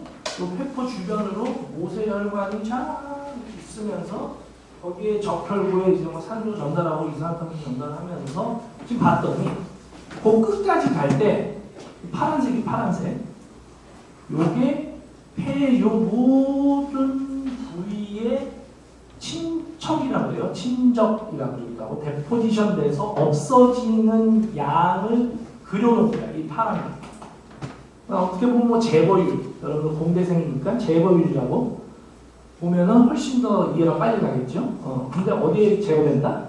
폐조 기관 끝까지 갈 때까지 제거되는 제거율을 보면 0.1에서 1마이크로 사이에 있자는 여기 몇 퍼센트? 20%. 그러니까 0.1에서 1마이크로 입자가 예를 들어 농도가 100마이크로그램 퍼 메타 상승이었다면은 저 모든 요 폐포까지 갈 때까지 제거되는 거는 20마이크로그램 퍼 메타 상승이고, 요 끝까지 가는 게 몇 마이크로? 80마이크로. 자, 그러면 요 단계에서는 이게 폐포까지 가는 겁니다. 폐포에서 공기에 산소 전달하고 적혈구에 이산화탄소 받아가지고 나오는데, 요 80마이크로그램 퍼 메타 상승 안에 포함되어 있는, 이거 예를 든 거지만 물론 80%가 도달해가지고 거기서 산소 전달할 때 이 안에 포함되어 있는 여러 화학 종류를 같이 전달합니다. 뭔지 모르지만 어떤 화학 종인가는 분명히 지금 아까 80%에 해당하는 심혈관계 질환의 사망에 영향을 미치는 물질입니다. 그 물질과 연관된 배출원이 있는 거야. 그죠? 그걸 찾아내는 작업들을 아까 뭐 수용 모델, 모니터링, 뭐 역학, 독성화 이런 걸로 쫙 추적을 하는 거야. 마치 의사가 그 암을 도려내듯이 어떤 배출원을 내가 도려내야 되는지를 파악을 해가지고 정확하게 그 배출원을 도려낸다라고 생각하시면 돼요. 여러분들이 집도 의사가 되는 거지. 근데 무섭죠? 그 아까 호흡기계 질환이 20% 사망자 수가, 심혈관계 질환의 사망이 80%인데 하필 0.1에서 1 사이의 입자는 20%밖에 제거가 안 되고 80%가 끝까지 가서 결국은 여기 적혈구에 산소 전달할 때 이것도 같이 전달해요. 근데 그래서 사망자 수가 80%. 얘 20%. 우연의 일치치고는 좀 섬찟하죠? 그죠? 맞아요. 그래서 이게 아까 그 그림을 설명을 하는 거고, 그 다음에 이제 우리가 대기오염에서 특히 이런 에어로졸을 하시는 분들이 뭐라고 그러냐면은 0.1에서 1마이크로 사이의 요 입자가 마의 구간이다. 이게 이제 여러분들 공대생이니까 뭐 그 입자가 대기 중에서 제거되는 뭐 미케니즘이 한 3가지가 존재하는데 이 3가지 어디에도 저거는 해당이 안 돼. 제거가 잘 안 돼. 실제로 여러분들 바깥에 대기 중에 나가서 이게 뭐 중국에서 발생해가지고 이게 미국까지 가는 뭐 그런 것들이 있는데 그런 입자들을 다 모아가지고 입경 그 분포를 측정을 해보면은 사이즈가 다 여기서 여기다. 그러니까 대기 중에서 제거 안 되고 장거리 이동하는 에어로졸의 입경 사이즈가 항상 0.1에서 1 사이. 여러분들 공기청정기를 써도 0.1에서 1 마이크로 사이는 그 여러분들이 알고 있는 99.99%가 안 나와요. 얘는 한 95%? 1K야. 그죠? 이해 가시죠? 그러니까 저게 아주 골치 아픈 아이구간인데 이게 사람 폐에 들어와도 똑같아요. 잘 제거가 안 되고 0.1에서 1 사이는 거의 끝까지 가는 거예요. 그래서 뭐 PM2.5의 영향이 헬스 이펙트가 있고 신나게 얘기했죠. 그 다음에 뭐 인바이먼트 이펙트도 있죠. 이게 똑같은 베이징의 사진을 찍은 건데 이게 초미세먼지 PM2.5 농도가 높을 때는 이렇게 가시거리가 확 줄어들어요. 왜 그럴까? 이것도 마찬가지야. 0.1에서 1 마이크로 사이의 입자가 빛을 받으면 빛을 산란시키는 역할도 하고 흡수하는 역할도 하는데 뭔 역할이 더 많이 하면 산란 현상이 훨씬 심해요. 그래서 빛을 퍼뜨리니까 여러분들이 어떤 사물을 정확하게 본다는 거는 그 대조가 확실해서 보는 건데 빛을 받으면 이 여러분들하고 나 사이의 PM2.5가 요런 빛을 받으면 빛을 막 다 퍼뜨리니까 우에 보이는 거죠. 이렇게. 그죠? 얘는 이게 진짜 골치 아픈 놈이야. 얘를 어떻게 제거를 잘할까? 이게 지금 스티커를 한 건데 여하튼 이런 뭐 시정거리 장애도 일으킵니다. 그래서 현재까지는 우리가 뭐 이거를 서울대학교에서 우리 연구실에서 연구를 진행한 거는 아까 내가 PM2.5가 대기 환경 기준에 들어온 게 2015년이라 했는데 우리는 2003년부터 이 짓을 했어요. 2003년부터 PM2.5를 PM10도 아니고 PM2.5를 했는데 뭘 했냐면 아까도 얘기했지만 어떠한 화학종 혹은 어떠한 오염원이 인체 건강에 미치는 영향이 가장 유해한 것인지는 여기 돼 있죠. 밝혀 있지 않기 때문에 여기서 우리가 모티베이션을 받아가지고 연구를 2003년부터 지금까지 줄기장창 23년 동안 진행을 하고 있고 그 과정에서 많은 후반부를 박진 교수가 함께 했겠죠. 그러니까 여기 이제 교수로 와야겠죠. 그래서 거의 뭐 몇 명 안 되는 전문가 중에 하나입니다. 이걸 다 긁을 줄 아는. 그래서 한번 봅시다. 우리 연구실에서 이제 연구돼서 나왔던 이제 그 국제 저널에 나온 내용들을 쭉 한번 소개를 하는데 이게 다 똑같아요. 지금 아까 A, B, C에서 A와 B 간의 관계에서 뭐 모니터링 수용 모델. 그래서 오염을 찾아내는 작업들을 해서 뭐 페이퍼를 쓰고 그 다음에 뒤에 뭐 역학 연구, 독성 연구를 통해서 또 페이퍼를 그렇죠? 퍼블리시하고 뭐 이런 건데 그건 내용들도 이제 왜 이런 거를 내가 소개하는지 이제 이유를 알겠죠. 여러분들 쭉 이제 그렇죠? 흐름을 쭉 아마 파악을 하셨을 거예요. 그래서 이거는 뭐 그냥 빨리빨리 뭐 한 20분 안에 끝낼게요. 그래서 요거는 이제 우리 그 연구 초기라는 거죠. 그래서 내가 아까 2003년부터 우리가 그 측정을 했다 그랬죠. 그래서 이게 2003년부터 2006년까지 서울에서 측정한 PM2.5 시료를 화학성분 분석을 하고 수용 모델 중에 하나가 뭐 파지티브 매트릭 스펙트럴라이제이션이라고 해서 PMF. PMF를 수행을 해서 오염원을 분석을 한 겁니다. 여기 지금 보면은 국내에서 PM2.5 관리에 논의가 본격적으로 이루어지기 약 한 10년 전에 2003년부터 자료를 활용한 연구이기 때문에 PM2.5 오염원 분석에 있어서는 아무도 하지 않을 때 시작을 한 거예요. 그리고 줄기차게 제어를 해야 된다고 얘기를 해서 그게 이제 그나마 2015년에 대기환경 기준으로 들어왔습니다. 그렇죠? 그래서 뭐 이 서울시의 오염원을 PM2.5의 오염원을 분석을 해봤더니 하나, 둘, 셋, 넷, 다섯, 여섯, 일곱, 여덟, 아홉 개 오염원이 나왔고, 그죠? 그 다음에 뭐 이거를 뭐 하이브리드 리서치 모델을 통해서 어느 지역에서 발생을 하고 이게 어떤 방향으로 서울로 유입이 되는지 뭐 이런 연구들을 진행을 했죠. 그래서 이거는 이제 우리나라에서 유일무이하고 뭐 아시아에서도 거의 첫 번째 연구였어요. 그래서 PM2.5의 질량 농도를 측정하면서 동시에 그 3채널 샘플러를 이용해서 화학 성분을 한 뭐 27종을 분석해가지고 그 당시 쓰였던 샘플 개수가 200몇십 개였던 것 같아요. 네. 그래가지고 뭐 하여튼 이게 첫 번째 연구고, 그래서 이런 것들이 이제 관리가 필요하겠다. 그 다음에 이제 두 번째 연구는 이게 박지훈 교수가 주저자잖아요. 그래서 이 논문은 뭐냐면은 아까 PMF에서 여기 나오죠. 수용점에서, 그러니까 수용점이 이제 바로 여러분들 요 위치에서.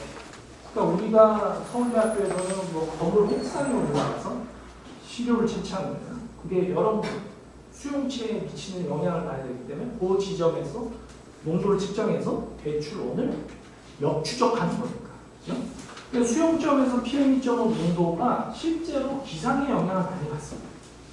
여러분들 뭐 대기오염과 기상학 이런 거 배우시니까 아시겠지만 뭐 역전층이 형성됐다거나 아니면 그죠?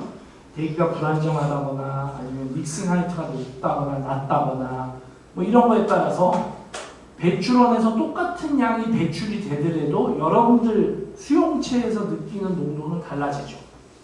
그렇죠? 근데 우리가 파악하는 거는 배출원을 파악해서 이 놈이 어느 정도 배출하는지를 알아내야 되는 거기 때문에 기상의 영향을 배제하고 보는 게 되게 중요해요. 왜?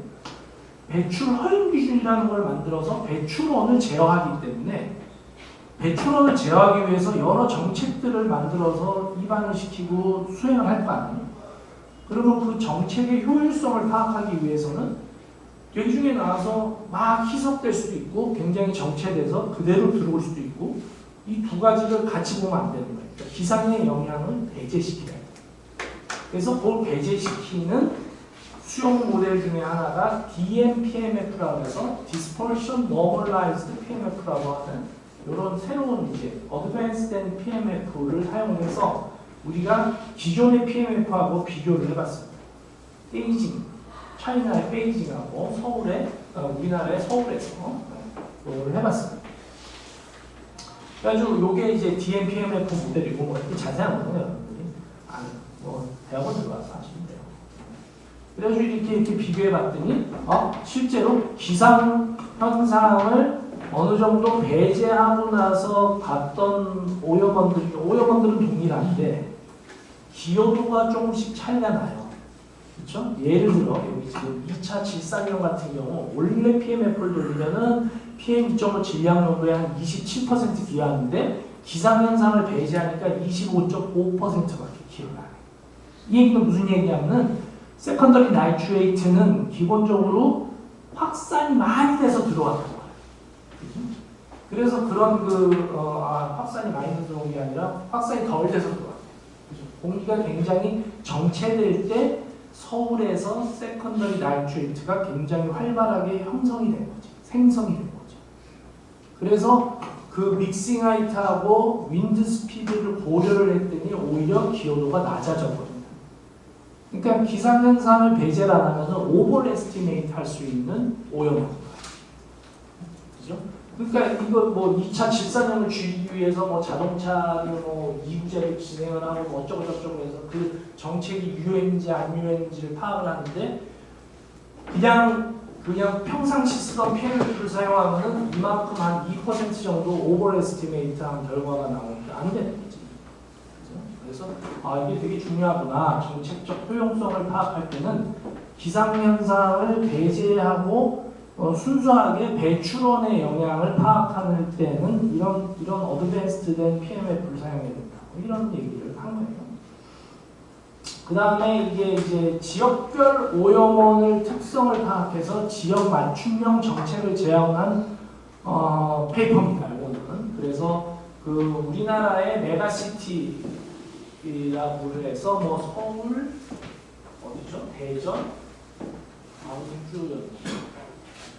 서울 인천 광주군요. 네. 인천 광주 연승이 농구구나. 네. 그 연승이 농구니까 서울 인천 광주죠. 네. 그래서 메가시티에서 역시 이것도 뭐 우리 연구실에서 뭐 그 한중가계를 진행하면서 뭐 여기서 샘플 한 거를 이용해서 DMPMF를 사용을 했어요. 그래서 계절 관리제의 영향들이 실제로 어떻게 나타나는지 이렇게 했을 거예요. 그래서 여기 지금 서울, 뭐 인천, 광주 샘플 개수는 한 180개 정도 사용해서 봤더니 지역마다 PM 2.5에 미치는 오염원들이 다르고 실제로 기여도도 다르고, 그죠? 근데 내가 아까도 얘기했죠. 이거는 그냥 대기 중에 PM 2.5의 질량 농도에 미치는 기여도를 보는. 여러분들이 봐야 되는 것은 이 뒷단까지 봐야 되는 거죠. 그죠? 인체에 미치는 영향까지 봐야 되니까 그 뒤에는 이제 그런 연구를 좀 보여줄 건데 여하튼 여기 좀 봤더니 인천 같은 경우는 도금공정이라고 하는 아주 새로운 산업 오염원이 하나가 더 분리가 되더라. 그죠? 그 다음에 소각 오염원의 기여도가 다른 지역에 비해서 높더라. 광주는 자동차 오염원의 기여도가 높더라. 뭐 이런 거. 그래서 그 지역에 맞는 관리 정책이 필요하더라. 그죠? 뭐 이런 것들을 우리가 진행을 했다. 요거는 이제 우리 또 박사과정 학생이 그 논문을 쓰고 여기 또 박지훈 교수 이름이 있네요. 교신 저자를 해서 논문을 쓴 겁니다. 요거는 이제 정책적 효과라 해서 우리나라가 2019년 12월부터 겨울철만 계절 관리제를 시작했어요. 그게 이제 여기 나와요. 이게 이제 여러 그 미세먼지 PM 2.5에 관한 대기 정책인데 2019년부터 이제 계절 관리제를 수행을 했고 우리의 그 연구 피어리어드랑 딱 맞는 게 이제 2차 2차 계절 관리제 그래가지고 뭐 2020년 12월부터 그 다음에 3월까지 겨울철에만 수행을 하는 정책이 있는데 이게 효과가 있는지 없는지를 우리가 이제 파악을 하기 위해서 그 다음에 이게 우리가 한중 과제를 공동 연구를 진행을 하고 있기 때문에 중국과 한국에서 계절 관리제를 동시에 다 진행을 하거든요. 그래서 이 정책이 실제로 각국에 어떤 효과가 있는지 없는지를 기여도를 가지고 파악을 하는 연구였어요. 그래서 근데 여러분들이 잘 아시겠지만 2019년에 어떤 혁신한 일이 있었죠? 코비드 19. 그죠? 그러면 여러분들이 느끼셨겠지만 코로나 기간 동안에 그 PM 2.5 농도가 진짜 깨끗하지 않았어요? 나는 서울에 찍어놓은 사진이 있는데 학교에서 남산 타워하고 저기 어디 북한산 신년 재수가 좋으면 서해까지 보이겠더라. 그래서 너무 좋아가지고 그 에어코리아 그 앱을 딱 켜봤더니 PM 2.5 농도가 2가 나왔어. 야, 태어나서 그 농도를 처음 봤어. 그러면서 내가 딱 생각한 게, 야, 갑자기 왜 공기가 이렇게 깨끗해졌지? 뭘까요? 여러분들이 그냥 코로나 때문에 이렇게 생각하구나. 그러니까 인간들이 산업활동을 안 하면 우리나라도 청정지역이었던 거예요. 그러니까 역발상이지. 그러니까 우리가 한국에 혹은 서울에 요 로컬 소스들만 잘 컨트롤해도 대기질이 이렇게 좋았죠? 그럼 이제 그거 역발상이라 그러지.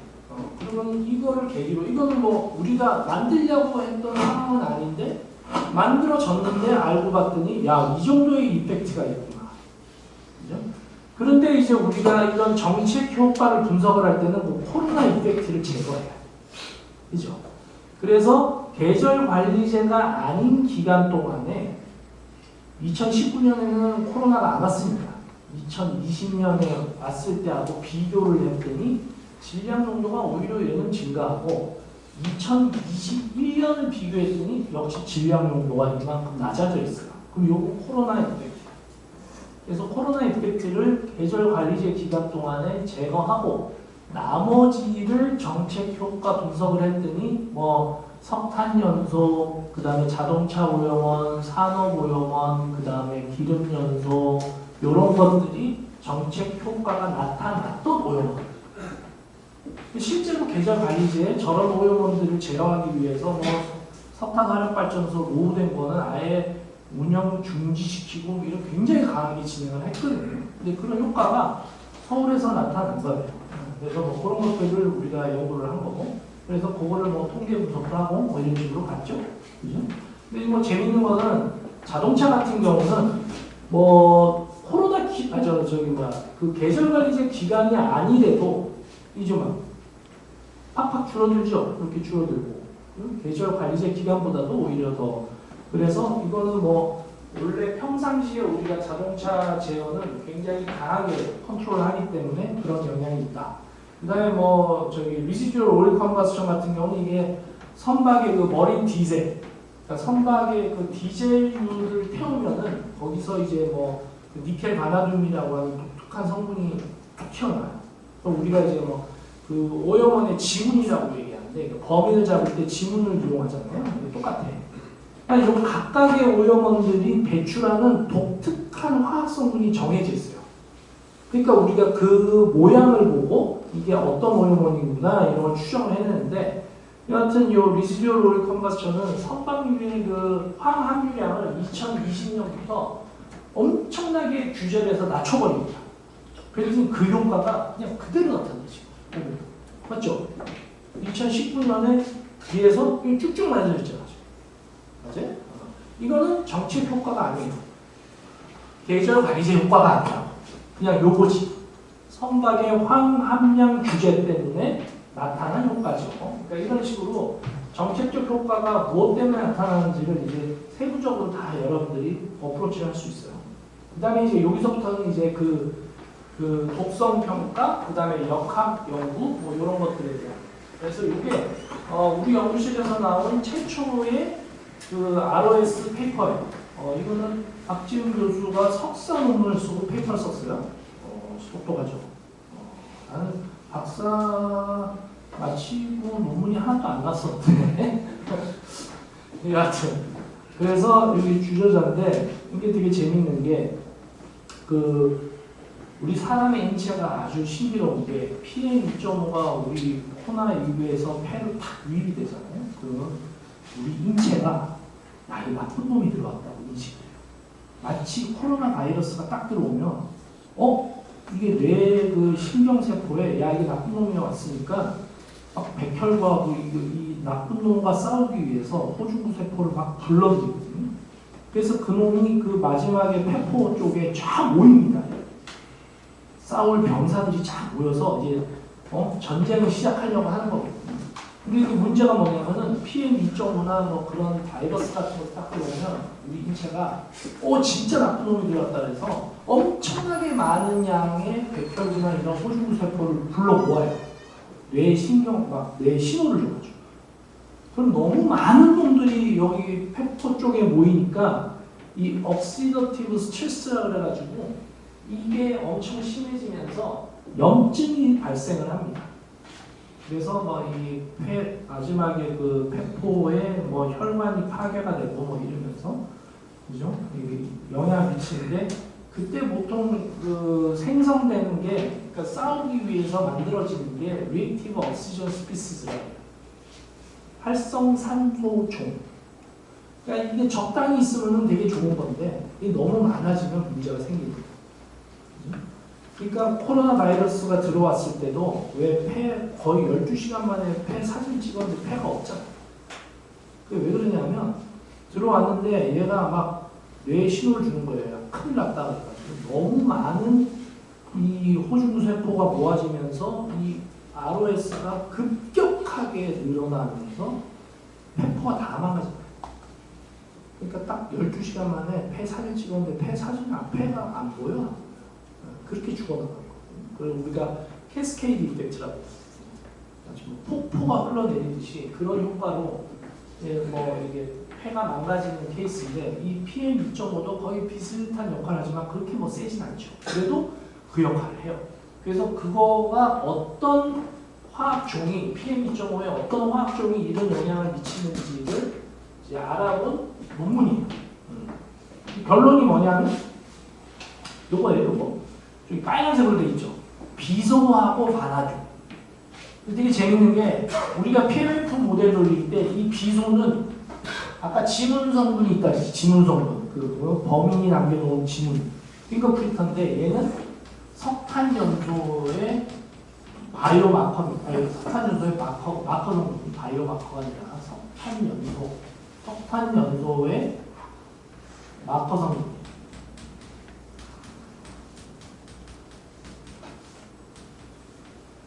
그 다음에 반화균은 뭐냐면 기름 연소. 아까 리지듀얼 오일 컨버스천 있었죠. 그거 연소의 마커 성분. 기름 연소의 마커 성분은 얘도 있고 니켈도 있어요. 그 다음에 석탄 연소는 여기 비소도 있지만 뭐 징크도 있고 납도 있어요. 뭐 여하튼 그죠? 그러니까 저 연구를 봤더니 그 조금 이제 G세포, G에 커머셜하게 파는 G의 그 폐세포를 상기 폐세포를 받아다가 우리가 그 PM2.5 측정한 그 필터에서 추출을 해가지고 노출을 시켜봤더니 요것과 요 성분이 진짜 유의하게 ROS를 많이 생성을 하더라는 거를 알아낸 거니까. 우리가 그냥 막연하게 PMF를 잘 돌리는 사람들이기 때문에 아마도 석탄 연소 오염원과 기름 연소 오염원이 실제로 독성이 굉장히 강하구나 하는 거는 저 연구를 통해서 어느 정도 짐작을 할 수 있었던. 하지만 우리가 이때만 해도 PMF를 수행하기에는 샘플이 그렇게 많지가 않아가지고 이제 저렇게 화학 성분으로 접근을 한 거고, 그죠? 그 다음에 이제 요 연구는 역시 박지영 교수가 한건 아주 너무 많이 썼다. 그런데 뭐 하여튼 요거는 이제 뭐냐면 인터루킨 H라고 하는 폐상피 세포에서 염증 반응을 유도하는 사이토카인 성분이 이제 인터루킨 H. 요 놈이 폐질환과 관계가 있다는 건 이미 알려져 있었는데 우리가 과거 연구에서 PM2.5의 유기 성분을 추출해가지고 인터루킨 H이 많이 유도가 된다는 사실은 밝혔는데 어떤 오염원하고 상관성이 있는지는 못 밝혔어요. 그래서 이거를 좀 해봐야겠다 해가지고 우리가 여러 그 샘플을 이제 그 화학 성분 분석을 하는데 기존에 우리가 그 이노게닉 물질 한 27종에 플러스 여기 오게닉 컴파운드 한 보통 우리가 한 120종 정도 분석을 하는데 이건 이제 PMF에 사용하는 뭐 한 30개 정도 되나? 그 정도 해가지고 그 오염원을 쫙 분석을 해보고 요것 중에서 인터루키네이스를 많이 유도하는 오염원이 뭐냐라고 봤더니 요런 오염원. 그죠? 그래서 세컨더리 나이트레이트, 아이오메스본이 어디서 나온다고 이거? 캠핑에 불멍 때릴 때 나오고 직화구이가 나와요. 아예 대부분 막창구이가 유명하죠. 그런 거 여러분들이 직접 구워 먹으면 저 PM2.5에서 바이오매스 버닝에서 나오는 성분들이 여러분들한테 들어가서 이런 걸 막 유도를 하는 거예요. 인터루키네이즈. 그러면 폐 질환이 생기고 이럴 수가 있어요. 실제로. 그렇죠? 그래서 내가 웬만하면 고기는 구워 먹지 말고 삶아 먹어라. 이렇게 해요. 특히 집에서 구워 먹지 말고 삼겹살 같은 거 구워 먹지 말고 수육해 드세요.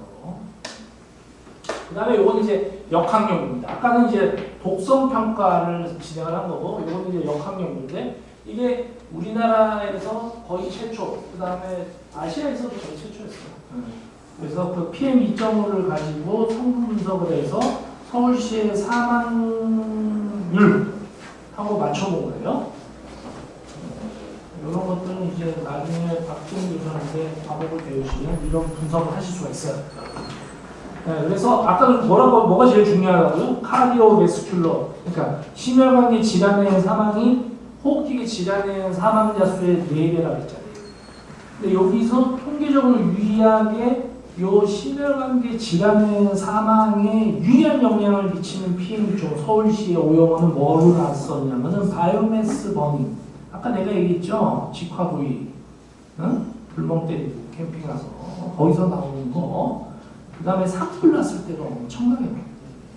이번에 동해에서 산불 났을 때 사실은 이것 때문에 그 주민들이 영향을 받았을 거예요. 이거 한번 들여다봐야겠죠? 그 다음에 인더스트리. 이 당시에 우리가 2003년에서 2006년의 자료를 가지고 분석을 한 거라서 그 당시에 인더스트리는 지금 생각할 때는 우리가 석탄연소하고 기름연소, 그 다음에 산업 공정의 연소가 합쳐져 있는 형태다라고 우리가 생각을 했습니다. 그래서 이 두 개가 되게 유의한 성분으로 나오고, 호흡기계 질환의 사망에는 가솔린차, 디젤차가 영향을 미치는 것 같습니다. 그러니까 그냥 환경부가 막 자동차를 때려잡고 그랬는데, 뭐 호흡기계 질환의 사망에 미치는 오염은 보니까 디젤하고 가솔린차 잘한 것 같아. 근데 아까 내가 뭐라 그랬죠? 여튼 사망자 수를 보면 심혈관계 질환이 훨씬 더 중요해요. 그죠? 그래서 사실은 뭐 저것 때문은 아니고, 계절 관리자 하면서 저 생물성 연소가 특히 이제 그 식당, 직화구이 하는 식당에서 많이 발생하는 거, 생선구이. 이런 거 할 때 왜 저 숯불 잘 안 쓰고, 숯불 써도 저게 나오는데, 숯불 잘 안 쓰고 왜 안 좋은 거죠? 중국에서는 구공탕 같은 거 쓰잖아. 최악. 거기서 뭐 엄청나게 바이오매스 버닝의 성분들이 막 노출이 되거든요. 그리고 요거는 이제 김상철 박사의 논문이고요.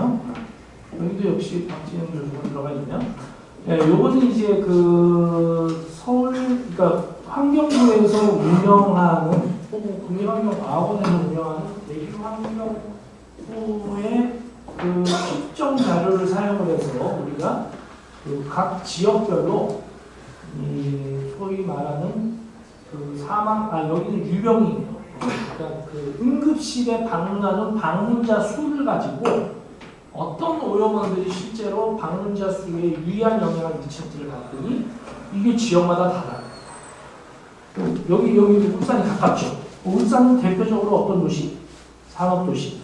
그래서 거기에 미치는 영향을 봤더니 석탄 연소하고 에이지드 시설차라고 해서 바다에서 바람이 불어올 때 이게 NaCl 성분이 대부분이잖아요. 근데 CL은 이게 없어져요. 대기 중에서 반응이 아주 빨라서. 그리고 Na+만 남아가지고 들어오는 거를 우리가 이제 노후해염 입자다 이렇게 얘기하는데, 울산의 요 바닷가에 뭐가 많죠? 울산 가보시죠. 여기 정유공장하고 뭐 울산 하나하고 뭐 이게 아주 뭐 산 단지가 아주 여기 쫙 모여 있어. 근데 여기 측정소는 요 주거단지에 있거든요. 안에 아파트 단지 안에 있거든요. 그래서 그 영향이 보여요, 실제로. 응급실에 방문 환자 수로 봤을 때 유의한 영향을 미치는 오염원이 저렇게 나오고, 그러니까 산업 도시의 전형적인 오염원, 저거는 잘 제어를 해야 되겠네요. 울산 같은 경우는. 서울은 봤더니 산업 공정에서 나오는 연소, 그래서 마커 성분들이 주로 뭐 망간, 징크, 구리 뭐 이런 것들인데, 오염원으로 봤더니 인더스트리 소스, 그죠? 이 인더스트리 소스를 가지고 뭐 이 어디서 오는 건지를 막 추적을 해보면 바람의 방향하고 속도하고 해가지고 우리가 그런 걸 하이브리드 리서터 모델을 추적을 해보면 주로 어디서 오냐면은 인천 지역에서 가요. 그다음에 저 김포 산업단지 뭐 이런 데서 오거든요. 그래서 생각보다 서울 안에는 없어요. 산업단지가 서울 바깥 외곽에 있지. 그래서 인천 쪽을, 경기도 쪽을 잘 제어를 해야겠구나. 뭐 이런 것들. 뭐 대전은 지금 굉장히 다양하죠.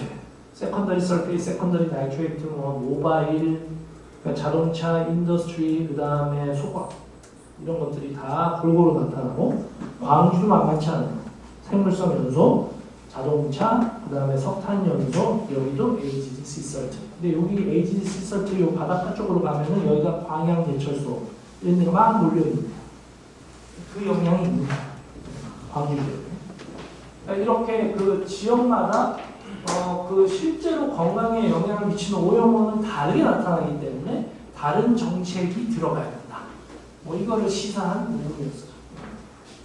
이것도 사이테이션이 굉장히 많이 되는 부분 중 하나. 그 다음에 요거는 이제 그 우리 김영건 박사하고, 여기도 박진 교수가 들어가 있어요. 그래서 이건 이제 그 새롭게 요즘 그 AI의 붐을 타고 우리도 머신러닝을 한번 써보자 해가지고 뭐 이 대기환경연구소에서 시간별로 측정되는 이 화학 성분 자료를 이렇게 들여다보면 여기 나오죠. 시간별 장비가 기기 점검이나 유지 보수로 인해서 결칙이 많이 발생합니다.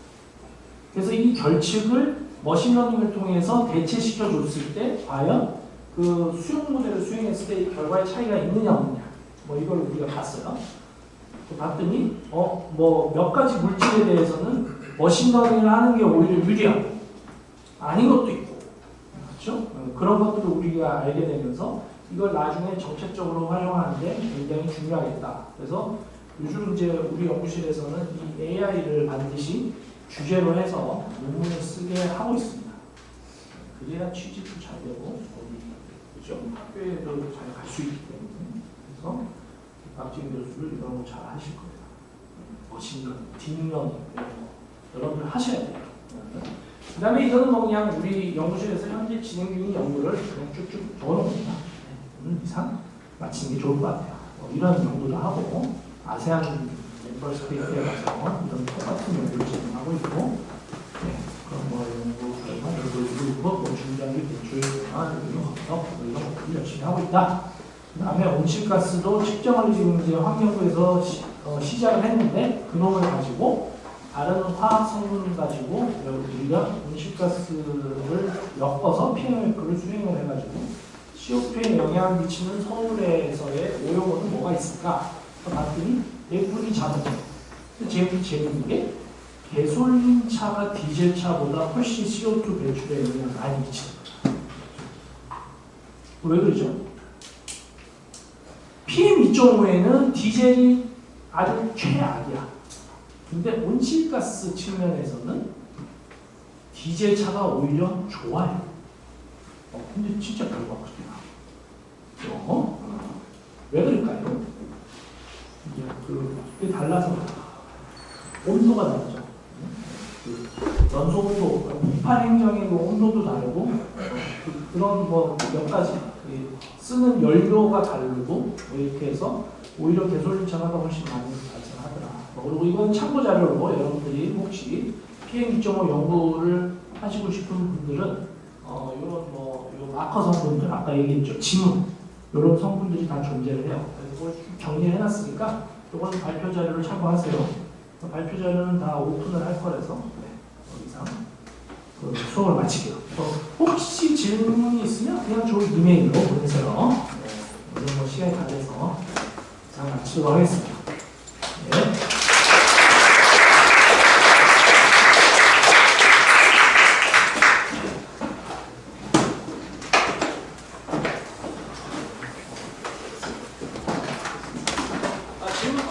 혹시 질문 있으신 분이나 궁금한 점 있으시면 지금 이 지금밖에 시간이 없습니다.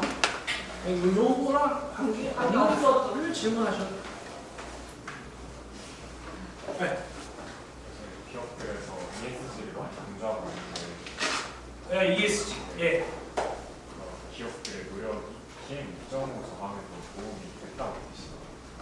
그 ESG의 그 인바이러먼트는 거의 대부분 그냥 기후변화, 이 탄소 중립 쪽과 좀 연결이 되어 있는 그 ESG 자체의 개념이 기후변화에 대한 그 탄소 중립에서 나온 거기 때문에 아직은 뭐 인바이러먼트 쪽에서 뭐 이런 뭐 실내 대기질을 어떻게 하고 뭐 이게 뭐 사람들의 이 프로덕티브에 어떤 영향을 미치고 이런 것까지는 아니니까 미국은 건강한 빌딩이라고 해가지고 헬스 빌딩의 개념이 있어서 실제로 여러분들이 이렇게 실내에서 이렇게 수업을 듣고 혹은 기업에서 그렇죠? 회사에 가서 일을 하는데 그 프로덕티비티가 실제로 공기질이 깨끗하면 되게 올라간다라고 하는 게 밝혀져서 어떻게 하면 건강한 빌딩을 만들까? 뭐 건강한 빌딩 인증제도 이런 것도 만들어서 이제 그런 거를 하고 있으면은 ESG의 인바이러먼트의 그 크라이테리아를 하나 만들어서 집어넣겠죠. 그럼 자기 회사 점수가 올라가겠죠. 그러니까 그런 식으로 이거는 이제 약간 컴피티션의 개념이 있는 거니까 PM 2.5도 언젠가는 들어가겠죠. 지금은 그냥 기후변화에 많이 초조해 걸쳐져 있다.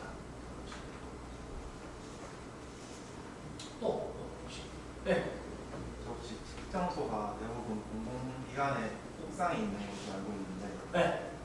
대부분의 PM 2.5 배출 오염원 중에 대부분이 이제 도로에 지나다니는 차량. 그렇게 되면 만약에 차량 주변에 측정소를 설치하게 되면 그쪽의 농도가 많이 올라가고 높죠. 근데 여러분들이 이게 이제 우리나라의 일반 대기 오염 측정망이라고 있는데 그게 이제 아까 얘기해줬던 대기 환경 중에 그 기준물질을 측정을 하고 있는 장소인데 말씀하신 대로 일반 대기 오염 측정망에서 지역 대기 측정망은 다 대부분 옥상에 있어요. 그렇죠? 그 다음에 도로변 측정망이 따로 있어요. 근데 어느 게 더 그 지역을 대표하는 대기질을 측정하고 있는 걸까요? 옥상일까요? 아니면 그 도로 자동차단이 바로 옆에서 측정하는 걸까요? 굉장히 다양한 오염원이 존재합니다. 이 비슷한 질문을 맨날 기자들이 저한테 많이 했었어요. 그 다음에 그 당시 환경부 장관이 여자 장관이었는데 결국은 그 기자들이 하도 그에 똑같은 질문을 해가지고 왜 도로변에서 측정을 해야지 왜 엉뚱하게 우리가 옥상에 가서 공기 마셔요? 이러면서 왜 옥상에 가서 엉뚱하게 측정을 하니까 이거 비교하니까 한 2배 차이가 나는데 그거 속이는 거 아니야? 국민들을? 뭐 이래가지고 그 하루 뉴스에서 얘기가 나와가지고 도로변 측정망을 확 늘렸거든요. 서울에. 그게 맞는 걸까요? 그러니까 서울시 같은 경우는 구가 한 22개가 있는데 그 22개 구마다 하나씩 대기오염 측정망이 설치가 되어 있는데 다 대부분 옥상이에요.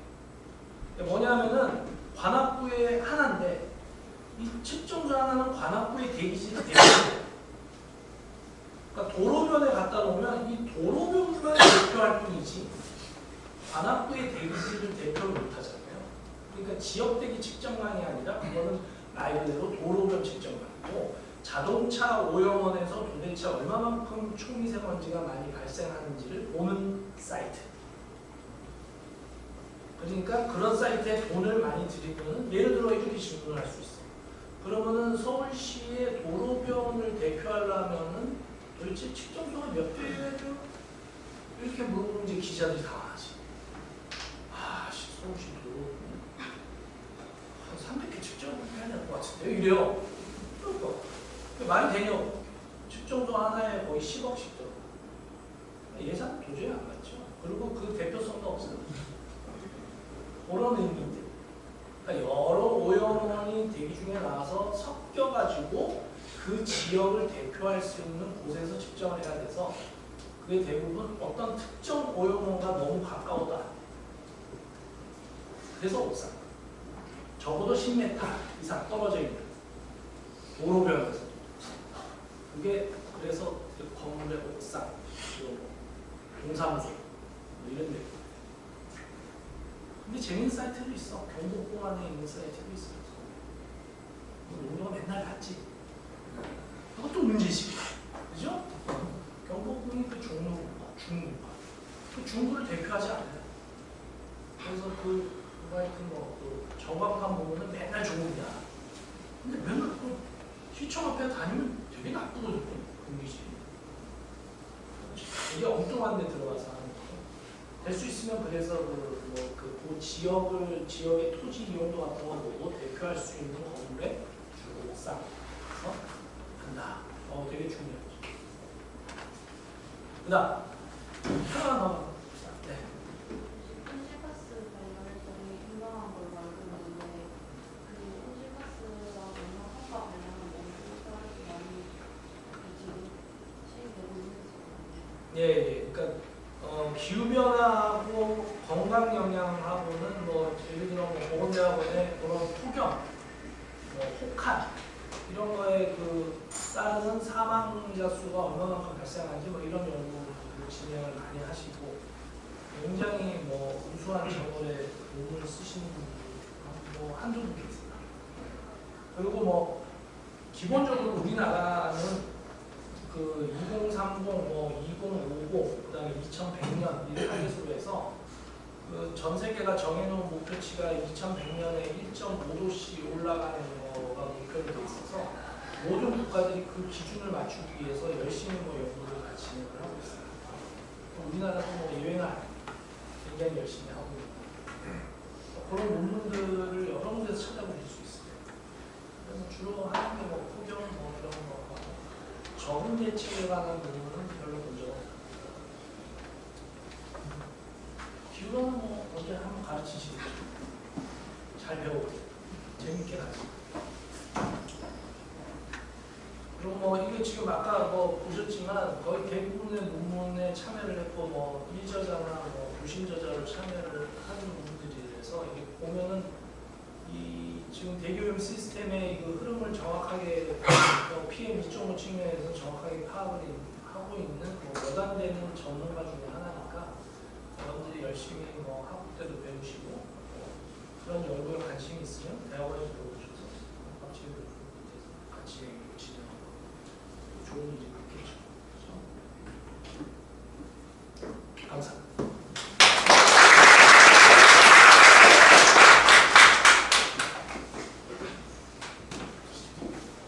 오늘 시간 내주셔서 정말 감사합니다. 여러분들 대기오염 기상학 수업 들으시는 분들은 목요일에 아까 보여드렸던 사파이어몰에 오시면 돼요. 아마 학과에서 어디인지 위치를 알려주실 거거든요. 조금 찾아오기가 좀 어려운데 출석 체크를 꼭 해주시면 좋겠습니다. 네, 고맙습니다.